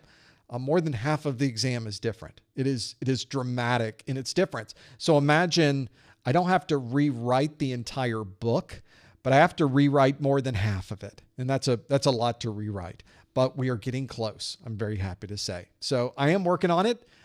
It will be coming up soon. Keep checking the website and you'll see it out there as soon as it is available. I promise. I promise. It is coming soon. Let's do another one. I've got this one. This is not a bad question. It comes up from time to time, and it's one where people will often have this situation where you're working in one field, and then you see over here on the technology side that there tends to be maybe more upward mobility. Maybe there's better salary options. Maybe there's more opportunities in the field where you happen to live, or maybe it's just a field that you think is exciting and interesting. I certainly do. So this is from Mr. Greenreads, who says, wanting to work in IT, some college, no degree, later in life, I'm 52. It's a career shift. So another scenario where you're probably working in one type of field today and you're looking to move into a technology position. Is CompTIA A Plus a guarantee to employment in the field? Also, I'm going to need to learn a coding language, right? Python, SQL, Bash, something, right? What's the deal with that? So there's like 3 or 4 questions in here. Let's try to break these down and start with the idea of moving from one type of career to another. You're sort of restarting. This has its own challenges, of course. It has financial challenges because when you move from one type of job to another, you generally have to start at the bottom and work your way up again. That usually also means that you're taking a bit of a pay hit with the idea that in the future, you will be moving up, hopefully relatively quickly. And in IT, you can absolutely move up relatively quickly. The other challenge here, before I move away from that, I will tell people that there's an opportunity here. When you've been in the industry that you're in, whatever it happens to be, maybe you work in retail, maybe you work in transportation, maybe you do work in medical, maybe you work in legal, maybe you do manufacturing. Who knows what you do today? But everything that you're working on today, there is a technology component to it. And in many organizations, there's a separate IT department. You should become very familiar with those IT folks if that happens to be an opportunity for you, and let them know, hey, I'm working on my A+, I'm interested in technology. If you have an entry-level position opening up, if you could just let me know that it's coming, I'd love to send you my resume. And most of the time they would love to take your resume, because if they submit the resume, there might be a finder's fee for them. Many organizations will do an employee incentive to bring people into the organization. So it's a great way to help network when you do things that way. But my point with this is that if you work in a medical field today, talk to the IT department in your hospital. If you work in manufacturing, talk to the IT department in your manufacturing organization. There may be opportunities to bring you in because now you have all of this knowledge of the industry that you could bring to a technology role. And that's a pretty valuable thing to do. Also, you mentioned being later in life, 52. This is a career shift. This is once you get over 50, Now, do you fit? You're competing against the kids, as they say. You're competing against people who are much younger than you are. And in some cases, you may run into cases where the hiring manager may not want to hire someone who is over 50. There is certainly cases of ageism that can occur. That's why it usually helps. And again, we're going back to this knowledge you have in the industry that you're currently working in. You have connections. You have people that you've met through the years. You have people that you've networked through the years. You might have people that are out on the LinkedIn that you've been connecting with and kept up with all of these years. Talk to those people. Ask those people, do you know someone who would want to hire someone starting off in technology? Because if you know someone, you are more willing to hire them. And in the world of hiring someone, a friend of a friend is actually a valuable connection. LinkedIn is nothing but a networking of people. It's the same way for hiring managers. They don't want to hire a stranger. They would rather hire someone who has already been vouched for within your organization. So this is not like a normal, I just got my degree, let me send my resume out to everybody in the world, which you still might want to do, but you might also want to be a little more strategic. You might also want to be very specific on contacting people and having them help you through the process. And that's just something I think we as human beings like to do. The third question on your list, is CompTIA A Plus a guarantee to employment in the field? Well, here's the thing. There are no guarantees of any kind, of any way. The CompTIA A Plus certification certainly can help, especially if a hiring manager would like someone who has gone through that process of understanding those technologies. But in any field, there's nothing that guarantees a job. There simply is not. I guess when you get into, there might be some field out there where if you do one thing, you're always going to get a job doing another thing just because of the laws of supply and demand. But in IT, there are no guarantees of any kind. Pretty much like any other job you would run into, there's no guarantees. So I wish that was the case. You get an A+, there's an automatic job there. Nope, doesn't work that way. You still have to fight. You still have to work on other things. You have to work on your home lab. You have to work on people you know, creating connections and talking to your friends and having a resume that's well built and having a cover letter that's actually valuable. I talk about a lot of these things on how to get a job in IT with no experience, which is a video that is in the YouTube video description of this video. So I do talk about that. All of those things are very important. Your formal education, your certifications, the knowledge you have of the industry, maybe some practical experience in a home lab, and that you know someone who works there. That knowing someone who works there is actually a very valuable thing. So another thing to think about. But there are no guarantees, sadly. And then lastly, and it's obvious that you've been doing some research on this, Mr. Reeds, is that you're going to need to learn some type, I wouldn't call it a coding language. I guess technically it is, but I think often in the world of technology, we tend to conflate application development with automation. And we really shouldn't, because automation is its own thing. Automation and orchestration, being able to automate things, uses a number of these technologies that you were mentioning. So instead of calling it a coding language, I'm going to call it a automation language or a scripting language. And Python, one of the most popular. In fact, if I had to pick two, if you're just out of the gate and you're thinking, how can I put something on my resume that's valuable? Learn Python and do some things with Python, some practical things that you can talk to somebody about, or PowerShell. So those are two things to work with. If it's a Windows environment, you work a lot with Windows, you want to work with a Windows environment, you want to be a Windows system administrator, PowerShell is the way to go. PowerShell is not just a valuable item to put on a resume and to talk about during an interview. PowerShell is incredibly powerful to use in your day-to-day job. So knowing PowerShell is not just useful to say, yes, I know it. It actually is very, very functional. And the other one is Python. You mentioned that one here. Python is also another good one. Python is used across multiple platforms, does not have the integration into Windows that PowerShell does, but it's so popular, especially in the world of cloud-based automation, that of course you want to be able to know Python as well. Some of these other technologies you put here were similar, things like SQL, or as we say here in the South, that's squirrel. And then bash scripting. Those are important technologies, and you may find yourself working a little bit with databases. That's where the structured query language comes from. And the bash is a type of shell that you might find in Linux. You can think of running batch files or automated processes within Linux. Very often you're writing those in bash or some other type of scripting language. There's also scripting languages on the Windows side, but if you're going to be doing that Windows, again, I would recommend and redirect you over to the PowerShell side. PowerShell is what you want. That is what you should focus on between all of those. Hopefully that's giving you some things to think about, some ideas, and maybe some things that might help you as you're planning this idea of moving into IT. I think it's a great idea personally, but I'm biased. I know that in IT, there are opportunities.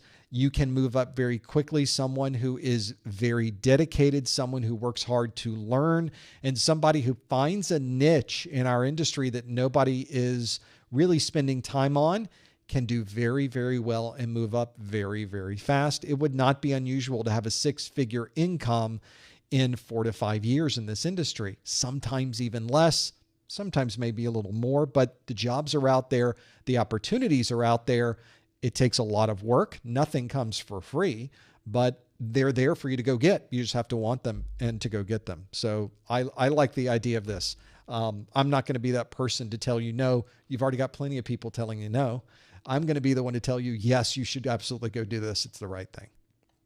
Let's do some more questions and talk about these. We were sort of talking about this before, but I'm going to kind of touch on this and kind of speak about this in a very broad way, in some ways a little bit biased, but I'll give you my perspective anyway. The question is, I want to venture onto cybersecurity. Great idea. I've worked in cybersecurity, so I love it. So should I get an IT degree or a computer science degree? These are obviously two very different things. And in the world of a higher education in the United States, these are very different in their availability. So, and you will probably find this. So IT stands for information technology. IT is generally associated with managing systems, making sure that systems are interconnected, making sure that your data is safe, and making sure that the applications and the networks that we use today are available and are managed and maintained in a way to keep them uptime, keep the uptime and keep the availability. That's what we do in IT. We are not writing code. We're not building applications. We're not building hardware. We're not writing firmware. We're not writing device drivers. We're not building web-based applications. We're not programmers. Those are people over on the computer science side. So if you look at today, and at least I'll talk only about the United States. It's a little bit different when you go outside the US. But in the United States, if you get a computer science degree, you're focusing on building applications, programming languages, or building hardware. That's kind of what you do. Definitely not IT. We don't build hardware. We don't write applications. We don't build software. It's not what we do. We have a whole group of developers on the computer science side. They do that. Generally, they're part of the technology department, but they're not IT. They're not responsible for the day-to-day operations. They're not responsible for patching operating systems. They're not responsible for securing the firewall. They're not responsible for maintaining the firewall rules. They're not responsible for building IPsec tunnels. They're not responsible for any of that. They're responsible for making sure those applications are working. IT is, in my mind, much broader. There's much more that you obviously, computer science is very, very broad. Do not get me wrong. But coming from the IT world, I do have this perspective that perhaps we have more options available. IT covers everything from operating systems to email to databases to data centers to the cloud to security. There's just a very broad and very differing scale of things to know in information technology. The problem you run into, at least in the United States, is that our 4-year universities in the US are very focused on computer science, but very few of them, or I would say relatively few of them, are focused on information technology.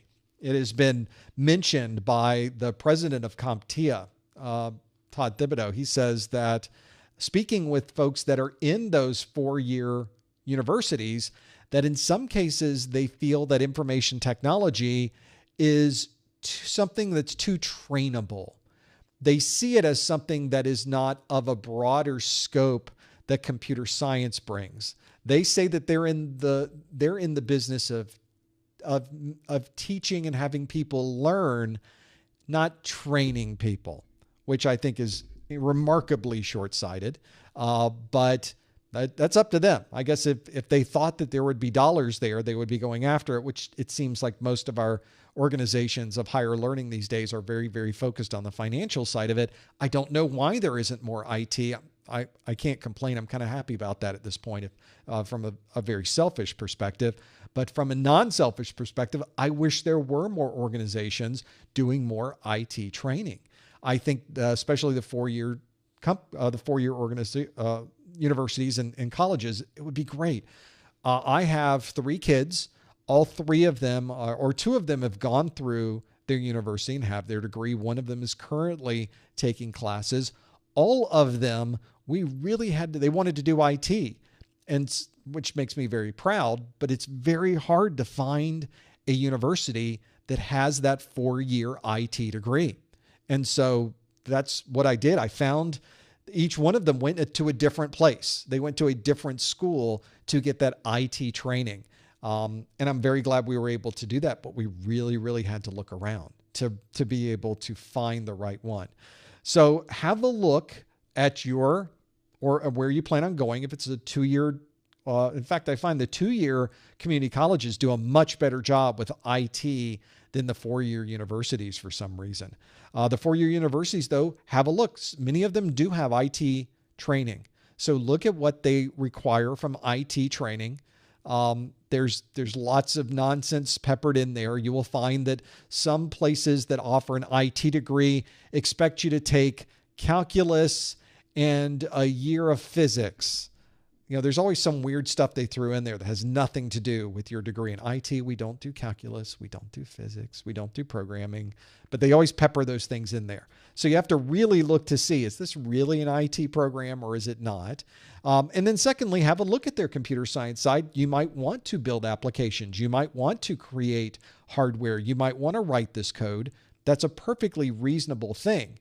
But those are 2 different worlds, and very rarely, if ever, do you find the computer science people doing anything IT related, and you certainly don't find the IT people doing anything computer science related. Those 2 worlds really don't overlap very much.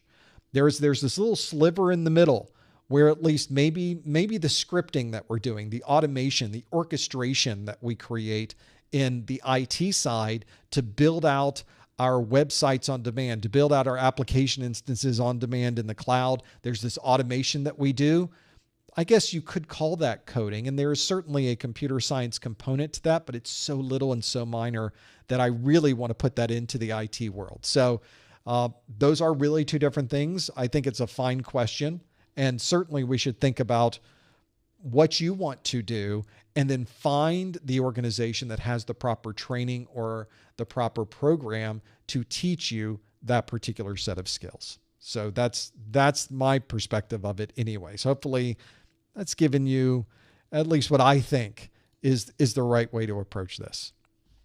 Let's look at some others that we might have here. More questions have come in. Let's just talk very generally about something not CompTIA related. This is from Nick. Hey, Nicky. There's Nicholas. Nick says, what is your opinion about Red Hat qualifications? Red Hat is a company that manages and maintains its own Linux distribution, and has created an enormous organization supporting this. This is what Linux has really needed, and something that was badly needed when Red Hat came along, was having Linux, which is, there's nowhere to go when you have a problem with Linux other than the user community. And you hope that someone may be able to help you. And what Red Hat was really able to do in a very, very big way was to create a formalized, supportable version of Linux that could be used in the enterprise. And this made Linux remarkably popular in the enterprise space.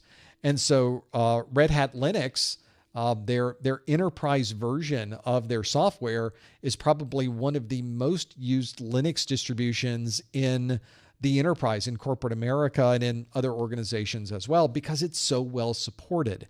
I run a flavor of Linux on a number of my servers that is CentOS. That is a sort of an open source or free version of the Red Hat side of things. That version, they have decided to sort of cease the support for that. And so a lot of my newer servers are now the Red Hat enterprise versions. And so I really like their product. It's also one, they got into the world of Linux very early, but they also have their own series of certifications, obviously specific to Red Hat. But once you know Linux, you kind of know 80% of the Linux world if you know one of these distributions. If you're a Gentoo, if you do Red Hat, if you do CentOS, if you do Ubuntu, if you do Mint, you do one of these many different flavors or distributions of Linux that are out there. Once you learn how to use it, there's a lot of similarities between those different versions. There's a number of differences, but there's a lot of similarities as well. So once you know one of them, you can easily pivot if you ever have to work on a different type of distribution. I really like the Linux distributions. I really like the Linux certifications for that reason, because in the world of Linux, they're probably one of the most popular and well-respected Linux certifications that are out there. And in fact, if you go to your favorite job posting site, search for Linux Administrator, and have a look at the certifications they're looking for. Some of them might look for Linux Plus. Some of them might look for other third-party Linux certifications that are out there, and there are some. But I would say you'll probably see the vast majority of job postings that mention certifications in Linux. They're almost always talking about the Red Hat certifications.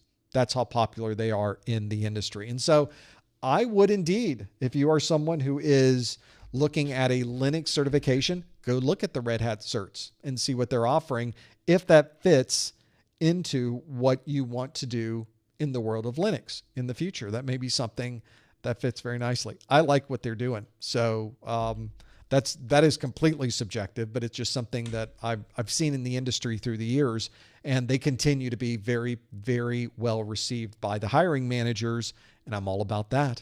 If I want to get hired, I'm going to get what the hiring manager is asking for, and if they're asking for a Red Hat certification, I'm going to go get a Red Hat certification. And sometimes it's just that easy. Just, what do you want? I'll go get that. No problem. I'll put in my job posting. We'll see if I can get an interview and working through those. Okay, let's keep going with other options here. So let's talk about this one. I think we can probably speak to this. This certainly fits my world of things. Luis asks, hello, Professor Messer. Should I study for A+ if my goal is to be a security engineer? So I'm going to approach this question from my experience as a cybersecurity systems engineer. So I worked for Palo Alto Networks as a senior SE for about 7 years. And so I got to visit hundreds of customers, talk to them about their security requirements, talk to them about their unique firewall requirements, and ultimately implemented certainly designed a number of those implementations. And then in certain cases, especially early on, before we were known, before I was one of the first, I think I was employee number 95. I was hired very early on in their life. and in the life of Palo Alto Networks. And so I kind of had to explain to people what a next generation firewall was, and ultimately was implementing, doing the professional services to put that firewall in place. So it was very interesting to get a perspective coming from someone who had been a desktop administrator, a network administrator, and then finally security related, cybersecurity systems engineer. It was interesting to see what skills I needed in the world of cybersecurity that went back 20 years when I learned those technologies. One of the things you find today with security is you kind of have to know everything. So think about someone who is managing a firewall and protecting users and making sure that your IPsec tunnels are configured and you've got authentication systems in place and a SIEM that's doing reporting. These are all security related tasks. Now imagine having the requirement to secure a user's desktop, but you didn't really have a knowledge of how Windows works, or you had a limited knowledge of Mac OS or Linux. How are you supposed to protect an operating system that you yourself have no idea how it operates? That becomes a challenge for someone who wants to be in security. And so I will often tell people the security roles that you get into from an IT security perspective. The term cybersecurity really doesn't mean very much unless you qualify it. And I tend to qualify it as someone who works in IT as a security professional. That's an IT security person. That person needs to understand all they can know about operating systems. They need to understand how to get around and understand how Windows secures itself. You need to understand Mac OS. You need to understand Linux and maybe even other operating systems like iOS, iPad OS. You've got all of the different mobile devices through Android and others that are out there. Knowing about as much as you can about those operating systems is going to be important in the security world. Now let's take it the next level. The other thing that security people need to know is what's happening on the network. Where do these things go back and forth over the network? How does it operate? How does a file transfer take place? How does an attacker use ARP poisoning on a network to be able to change the ARP tables of a device? Those are skills you need to know if you're planning to get into security. And in fact, I would say the networking side is probably one of the most important technologies to lean on in the world of cybersecurity. Whenever we were interviewing new systems engineers at Palo Alto Networks, there's an SE manager I worked with, and he was very insistent on asking network-related questions right out of the gate. One of his favorite ones, I just love it, and you've heard me mention this before, is his first question during a technical interview is, tell me everything you know about ARP. That's a very simple question, isn't it? But not a simple answer. ARP is a many and varied animal. There is ARP, there is proxy ARP, there is reverse ARP, I guess, if you go back far enough. There is gratuitous ARP. There's many different ARPs. So what this SE manager, who's brilliant in asking the question this way, is now he just asked the question, tell me everything you know about ARP. Then he would just sit back and wait for the answers to come in. So then you got to see what someone really knew, because they should start mentioning these different types of ARP and when you would use them. And if they didn't mention it, he would then ask the specific question. Well, he didn't mention proxy ARP. What is proxy ARP? When would you use it? You didn't mention gratuitous ARP. What is a gratuitous ARP? And when would you see that used? Those are things that can be very useful. But notice that wasn't a security question. It was more of a networking question, but it had some extensive and important hooks into the world of security. Knowing what a gratuitous ARP becomes incredibly important when you're dealing with redundant firewalls. Knowing a proxy ARP becomes incredibly important when you're dealing with port forwarding or NATing, especially with devices that are in the inside. These are things you have to know when you're setting up these security devices. So I always tell people, know as much as you can about all technologies to be able to get the foundation you need to then learn the security side of things. Now, a lot of people want to jump right into the world of security, which is not often the best or even first option. There are not a lot of entry-level IT security jobs compared to the rest of IT. This is all relative in this description. I'm not saying there aren't any entry-level security jobs. There are certainly entry-level security jobs, but relative to all of the entry-level jobs in IT, security is a very small group of those. So if you manage to find one of those, fantastic, good on you. But if you don't, you may want to start the other way, start like a lot of us did, get a foundation in desktops and operating systems, learn about networking, understand troubleshooting all of this, and then layer on the security piece. That then qualifies you for one of those cybersecurity jobs. And I think that a lot of times we want to jump over the fundamentals to get to the end game. What you will find, though, is the more you know, the more valuable your skill set gets. And when you're now ready to get that job in security, you will be more qualified than the other people who are applying to that same job. And it will definitely help you in the long run. You'll end up having more flexibility, having more job options available to you, and ultimately making more money, because all of this ultimately deals with the skills you know, and the more skills you know and the more you know over other people means that you are more valuable and you can ask for more money. And that happens as well. Hopefully that's given you at least my interpretation of cybersecurity and whether you should start with A+ or not. I think A+ and Network Plus are at a bare minimum, and then we start applying those things and doing more with them.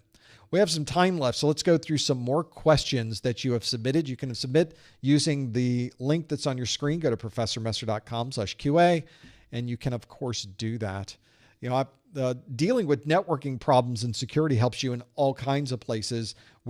Even today during our live stream, we lost the network connection for about 30 seconds and that we could see it happening. On my side, I can do trace routes. I can understand where that problem is coming from. I can get a perspective on whether this is something localized to me or whether it's something that's out there in the cloud between me and YouTube. You've got different things you can work through. And knowing those can be incredibly useful, especially in the world of cybersecurity. Let me give you an example of this since I'm on this, and I do want to go to this next question, but just one more example. When I started working as a systems engineer at Palo Alto Networks, there was a hook, a link that you can make between a Palo Alto Networks firewall, and you can integrate it with Active Directory. Now, integrating anything with Active Directory is complex. There are challenges to create any type of integration because there are security requirements of the operating system. There are permissions that are required inside of that particular user's settings. And then Active Directory itself is a many and varied complex thing. So knowing how all of these things work can either have the integration process happen in a matter of minutes, or it might take you hours if you don't know what you're doing. It's just a really good example of knowing that I had already gone through and had in my past earned Microsoft certifications, learned about Active Directory, managed Windows desktops. When I moved into this role as a cybersecurity systems engineer at Palo Alto Networks, I thought, well, never going to need that Windows knowledge anymore. First day on the job. So let's talk about integrating Windows into the Palo Alto Networks firewall. Like, okay, now I know. Now I understand why I learned all of that, because now I can talk to them at an intelligent level about, all right, what permissions do I need to be able to hook this service into Active Directory? And then we could talk about those because I have used those services and those requirements and those permissions before. So that's the idea. That is really the focus. If you're someone who's working towards the world of understanding security, you need to understand everything else as well. Let's do another question. Enough of that. Here's a fine question. Finally, the hard-hitting questions from Anonymous, who says, hey, could you bring back the fireplace? Where's the fireplace? Where'd it go? You'll notice that the fireplace is missing. That's unusual. Yes, there's no more. We got rid of that green screen. We put in a different green screen. That's all we did. Those of you that have watched before, you understand the differences. Nope, we went to a very simple background. Something that's very, very very in your face. Something very simple. It's not a green screen. It's a real wall. I am very big on physical sets. I don't like green screens. And that's the one in this particular case. There's no fireplace in here. So this particular view of the world is fireplace-less, no fireplace, lacking any type of fire on any of these. So that's what you get. That's what they are now. Very simple. What I really need is to get a shorter focal length, or is it a longer focal length? Make it a little bit blurrier. Maybe work with the colors, because these are colored lights I have. So there's things we can do. But it's in there. There's different things to work on there. But yeah, the fireplace, it was good times though. We enjoyed the fireplace, didn't we? It was good, but no more fireplace. Let's see what other hard-hitting questions are in the list that we can work through here. That's what I need. It's just a green screen, don't I? We'll just keep it there. We won't put anything on it. We'll just keep it green. I do see those particular live streams from time to time. I think, can't we put something there? Fit that one in there? Nope. Just a green screen, and work for those. Let's answer a Security Plus question since we're here. Why not? It's from Nicholas. Nick says, working on my A+ right now. I'm planning on going for Security Plus and Network Plus. Should I skip the 601 for Security Plus and do 701 instead because it's more up to date to complete the trifecta? Thanks for all you do, Professor. That is something for those of you not familiar with the Security Plus. It was updated in November, and there's now currently 2 different Security Plus exams you could take. There is the 601 exam, which has been around for about 3 years, and there is the newer 701 exam that's been around since November, only for a couple of months. So the 701 exam is newer. I wouldn't say it's more up to date, but obviously it is a newer exam. The challenge you have, Nick, is that you're working on A+ right now. You got to get through your A+ studies. The Security Plus 601 version that's been out for 3 years, it retires on July 31st. So after July 31st, you can't take the 601 exam anymore. It's only the 701. So at this point, we are now in 2024. The 701 exam has been out for at least 3 months at this point. It's the version to take. That's the version to take right now. 701 is a bit smaller. There's less things you have to learn. It is also one that will be around after July 31st. So if you are starting your studies with Security Plus right now, if I was starting my studies with Security Plus right now, I'd take the 701 because I know I don't have a deadline. And the 601 and 701 exams, although they are both Security Plus, are very, very, very different objectives. I mean, very different objectives. And we'll talk more about that on Friday during our Security Plus live stream, but they're really different. Different enough that you should never, and I say this generally, but especially with Security Plus, do not study from 601 materials if you're planning to take the 701 exam. Do not study from 701 materials if you're planning to take the 601 exam. Make sure that the materials you study from match the version of the exam that you are taking. This is so important for the Security Plus right now. So I would say you're not skipping the 601 to take the 701. You're choosing to take the 701 because you're not stuck on a deadline of July 31st. It is a little bit smaller, and some could argue it's a newer version of the exam. Perhaps there are topics in there that are slightly newer because they're 3 years after the fact. I would not say that that's entirely the case, actually. I think both exams contain valid and accurate information for the security market as it sits today.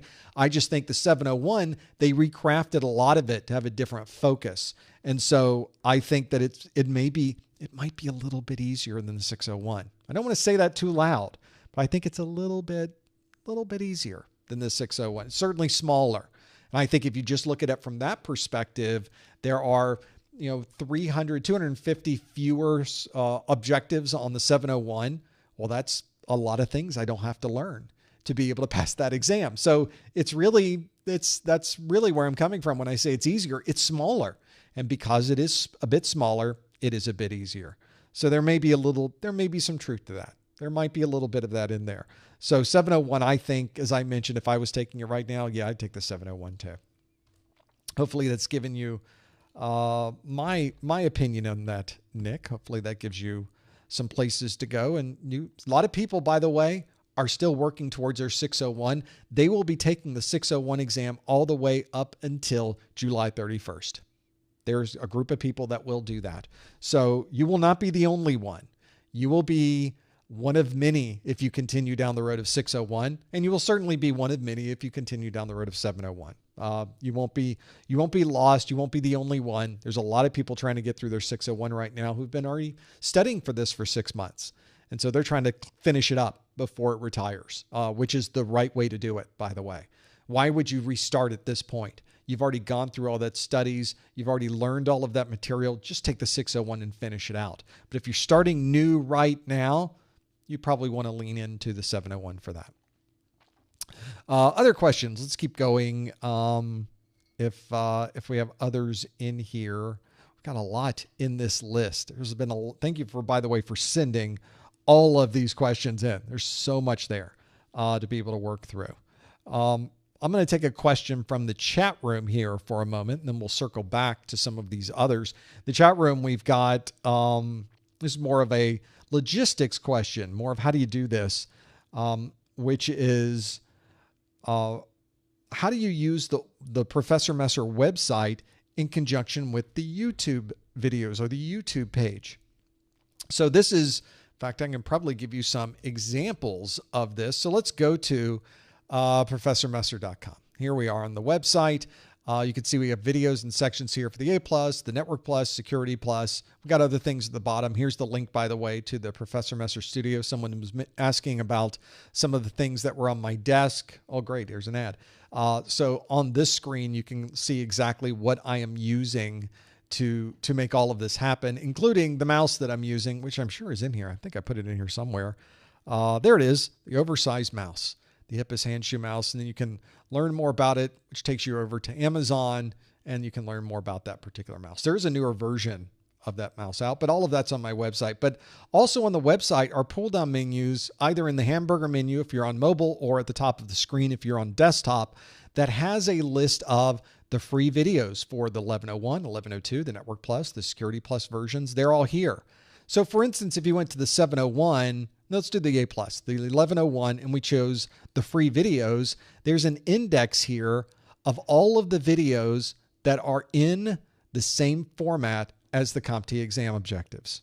So they're all listed here. So you could go through this entire index one after the other and be able to step through the entire course from here. But also on the YouTube channel, if you go to professormesser.com/YouTube, it will redirect you over to the Professor Messer page on YouTube. And you can see that there are playlists here for the training courses. There's the 1101 A+ training courses here. It's a playlist, which is the same list that you just saw on the website, but it's in a YouTube playlist. Same thing for the 1102, the N10008 Network Plus, the 601 Security Plus, and the 701 Security Plus. Here's all my study groups for all of those as well. IT career videos, and then other things that are at the bottom. So they're all on here. It's the same content. It's the same video in the same format. In fact, the videos on my website are simply embedding the YouTube videos. So they are identical. In fact, not just identical, they are the same video. And so there's a lot you can get from there. Either way, one you go to, whether you go to the website or whether you go to the YouTube playlist, it's the same format with the same videos in the same order. So you can't go wrong. I guess it just depends on what you prefer going to and where you prefer watching them. That's completely up to you. I think it might be a little easier from the website, but it's also, some people have a YouTube app. Maybe they're using their app to watch it. That's another great thing to do. You can set it up in the playlist and it can just run through all of that as well. Both are available, and you can follow whichever one makes sense for you. I tried to make them as compatible with each other as I could. Other questions. This is a good question, by the way, and I know we're getting close to the top of the hour. I want to finish this up before I lose my voice, since it's going to be a long week. But I think this one, this is a good one. This one hasn't come up in a while, so I want to talk about this particular topic. It's a question from Scotty. Scotty asks, what if someone decided to go to a boot camp? Can they be successful through that? So let's first define what a boot camp is, because I've seen different definitions of boot camp in the industry. Boot camp is a marketing term. It's obviously a callback to a military function where they bring in untrained people. They put them through a very intense training program. And when they're done with that intense training program, they're a soldier. That's what the military has created through this boot camp. So we've used that term boot camp, and many people have used this as a marketing term to describe a similar thing, where we bring you in with no knowledge. We put you through a very intense training program, and on the other side, you have all of the knowledge you need to do whatever it is that boot camp professes that you can do. We see this very often with doing certification training. For example, there is a Security Plus boot camp. You come into the Security Plus boot camp with no knowledge. You're in it for a week. They spend 12 hours a day training you. And on the other end, once you're finished with that week's training, you now know everything there is to know about Security Plus. Do you? No, of course you don't. If you've looked at the exam objectives for the A Plus, the Network Plus, and for the Security Plus, you know that there's no way in the world of physics that you could possibly cover every topic you need to know at the level you would need to know it to be able to do all of that in a week. There simply isn't enough time of the day. Even if you stayed up for the entire week and you didn't sleep, you still would not have enough time to learn everything you needed to know to properly be prepared for one of these certification exams. Now, this obviously is referring to a boot camp that is a week. Sometimes you'll find a boot camp that's 2 weeks long. Those types of scenarios make no sense to me, because they're not going to teach you what you need to learn the exam. They're usually quite expensive. And that's your problem, is when you come out of the boot camp, you're still not prepared. You still got to do a lot more work. Sort of defeats the point of a boot camp. Okay, well, let's try to be smarter about this. Let's do some studying first, then we'll go to the boot camp. The boot camp will hopefully cover some things we need a little more help with, or cover topics we didn't get to yet, I guess. And then at the end of it, maybe then we're able to maybe capture and hold a little more of the information than if we had not done the work beforehand. Well, that sort of defeats the purpose of the boot camp in my mind, that if you're having to do all of this work on the front end and then follow up on the back end, what use was the boot camp? You could have just studied the whole thing and been done with this in maybe a more reasonable amount of time, and probably saved thousands of dollars while you're doing it. So that's why I don't put a lot of credence into the idea that a boot camp is going to provide me with a good return on that investment. I just haven't seen it. Now, what I've also seen, though, is there are some community colleges and other organizations that promote their training as a boot camp.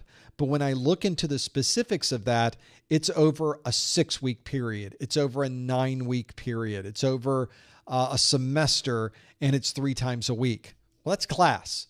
That's college class. That's not boot camp, but they call it a boot camp for maybe just marketing reasons, which is fine with me. You can call it whatever you'd like. But that's not, in my mind, that's not a traditional boot camp. That is a structured, well-scheduled, well-laid out, methodical, proper training course on the things you need to know to earn your certification. And if you run across one of those, I'm fine with that. That's a great use of your time. It's a proper training environment. You're working with other people. It's structured over a long period of time. And at the end of it, you probably now do have practical knowledge and experience that you can use towards the topics that you would run into on these certification exams. So that's what I think is a good consideration when you're looking at someone marketing you a boot camp. I think you need to look very, very carefully at what that means. And you need to understand if the laws of physics can really apply to what they're saying they do. If they're trying to cram everything in for an A+ into a 1 or 2 week period, it's not worth it. You're simply not going to get the return on that investment.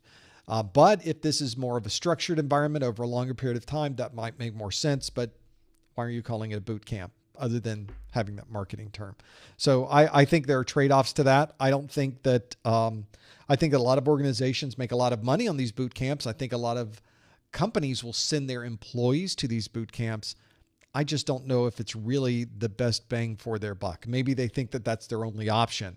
They have only a limited amount of time to get this user up and running.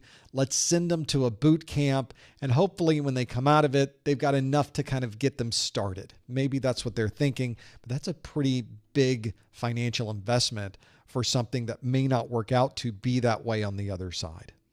I don't know. Okay, we're at the top of the hour, but let's try to get one more of these in, which is probably what I should not be doing, but we're going to do it anyway. We're going to get another question to come in. There's so many questions you folks put in here, so thank you for doing this. And so many good things. I want to talk about 5 different questions that I've just run into, but we just don't have the time today. Let me leave you with this one, because I think this is a question that comes up all the time. I think there's a bit of concern regarding these, and I think it's worth talking about a little bit. This is from AR, and AR asks, is it normal to take 3 months to study Core 1? I don't think it's normal to say that anything is normal when you're studying for a certification exam. Everybody has a different life going on. Everybody has a different amount of time available every night or on the weekends. Everybody has a different set of experiences in their professional life that they can build on. So some people go into their A+ certification training with a knowledge of operating systems. Maybe they put together their own computers before. Well, they come into this with a little bit more knowledge than someone else who's never touched a computer before. And their training might go a little bit faster because they have a foundation to build on. I would say that on average, I would say it's 2 to 3 months for most people to get through a Core 1 exam or a Core 2 exam, which means you could get through the A+ on average in approximately 4 to 6 months. That's probably pretty normal. The challenge you run into with this is that not everybody works at the same rate. If you look at me, if I had to study for a certification exam right now, 6 months minimum. I know it's 6 months. I got too much going on in my world. So I could carve out a certain amount of time every night, maybe some on the weekends, but I got books to write. I got websites to manage. There's things I have to do. I got another live stream tomorrow. All right. So I know that I'm not going to have time for that. I'll be able to fit in enough time, but it's going to take me six months to get through all of this. That's normal for me. That's what I do. That's just my normal time. Someone else who already has the knowledge in the industry, who can walk into this certification, they might be able to get all the training they need in 3 weeks and go take the exam and they're done. That's not me. I need a much longer time frame. And I think that when you're looking at how long should I take to do this, you're sort of looking at it from the wrong perspective. You should instead go back to the exam objectives. In fact, let's do that. Let's go back to the objectives, because I think this is really your barometer. This is really the time stamp that helps you understand how long this is really going to take. So I'm going to bring up the 1101 objectives before. We've seen this before. There it is. We were just here. And so here is your checklist. So let's just don't worry about, is it going to take me 3 months? Is it going to take me 6 months? Let's just look at the first section, which is Given a scenario, install and configure laptop hardware and components. So I need to understand hardware and device replacement for a battery. Just start with that.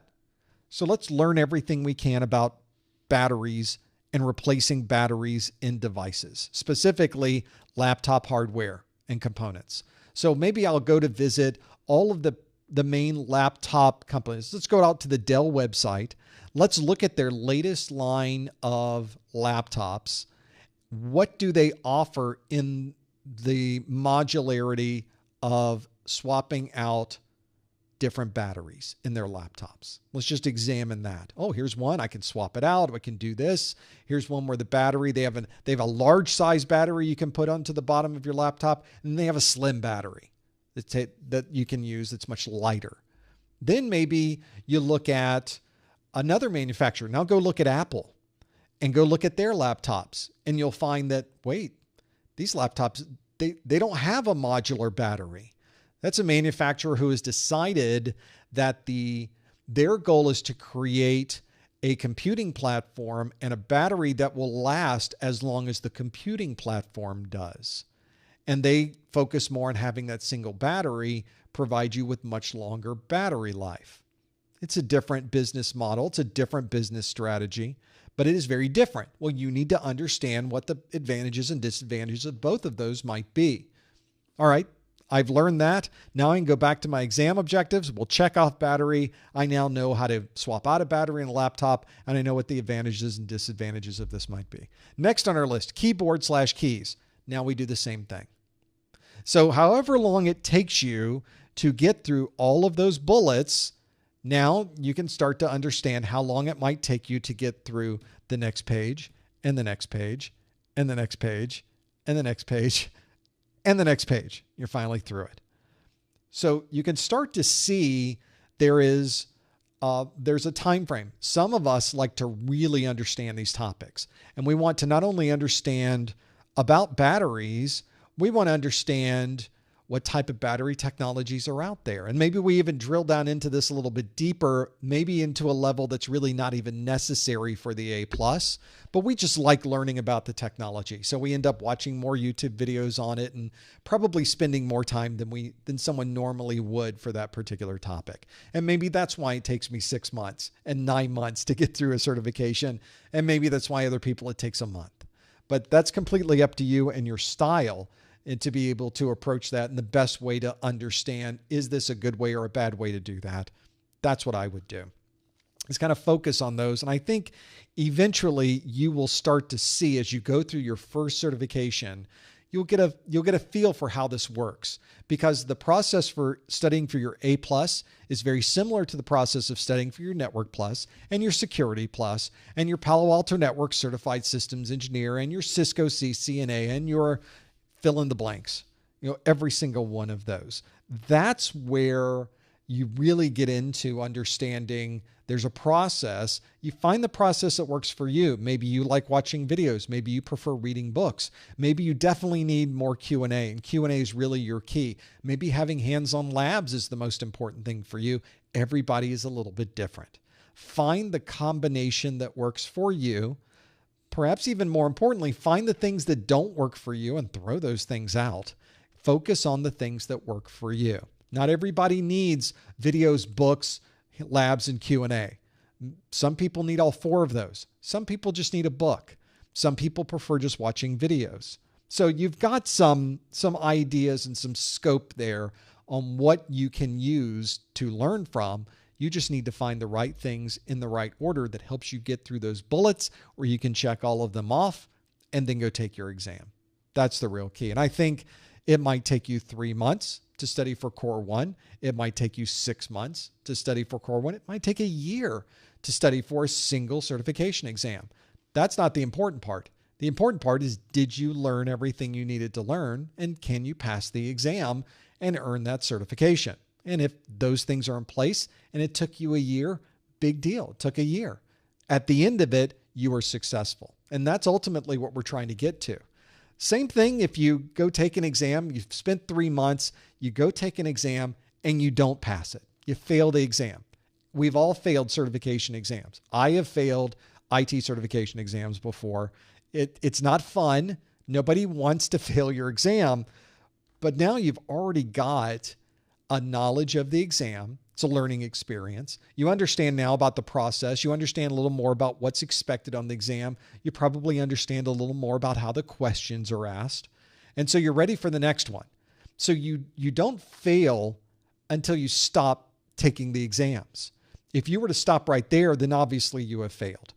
But if you simply look at what you went through, you take the exam results that were posted to the CompTIA website, make sure you read through those, you make some notes on the things you saw on the exam that were interesting, and you study for this and you go take the exam again, now you're going to go pass your exam. So you just keep doing that until you pass. Sometimes it takes 2 times, 3 times, 4 times through to make that happen. Sometimes you can do it on the first time through, but you only fail if you stop. So my recommendation to you is don't worry about the time frame. Worry more about learning the content, walking into the exam, and be ready not just for the content that's on the exam, but the structure and the format of the exam itself. And I think at that point you'd be fine shape. That's what you're shooting for. As long as you're able to go through that process, pass or fail, you keep doing it and you keep doing it until you earn your cert. That's how you measure success from a certification perspective. That's the important part. Well, if you were here for this 2 hours, I would say you've been measuring success pretty well. I want to thank you all for being here. This was our shakedown cruise in this video, this format of the studio that has changed a bit. There's still more work to be done, but we sure appreciate you being here. And thanks for your willingness to wait until the end of the month for me to cram all of these live streams in. We hope you want to come back tomorrow. We have our 1102 Core 2 live stream. I've already written the questions. They're already ready to go. All we need to do is to have you show up. We'd love for you to come back for that. Same format. I have questions in the first hour. I have your questions in the second hour. In the after show, we'll do exactly the same thing, but all for the Core 2 exam. And then, of course, later in the week, Thursday is Network Plus and Friday is Security Plus. I wonder if I'll ever do this again. Ask me on Friday and we'll find out. Thank you for being here. Thank you for joining us.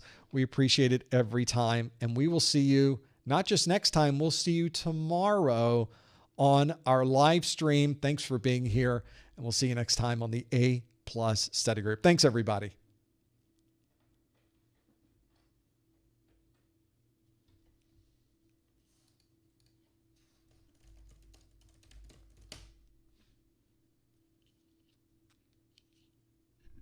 Mm-hmm.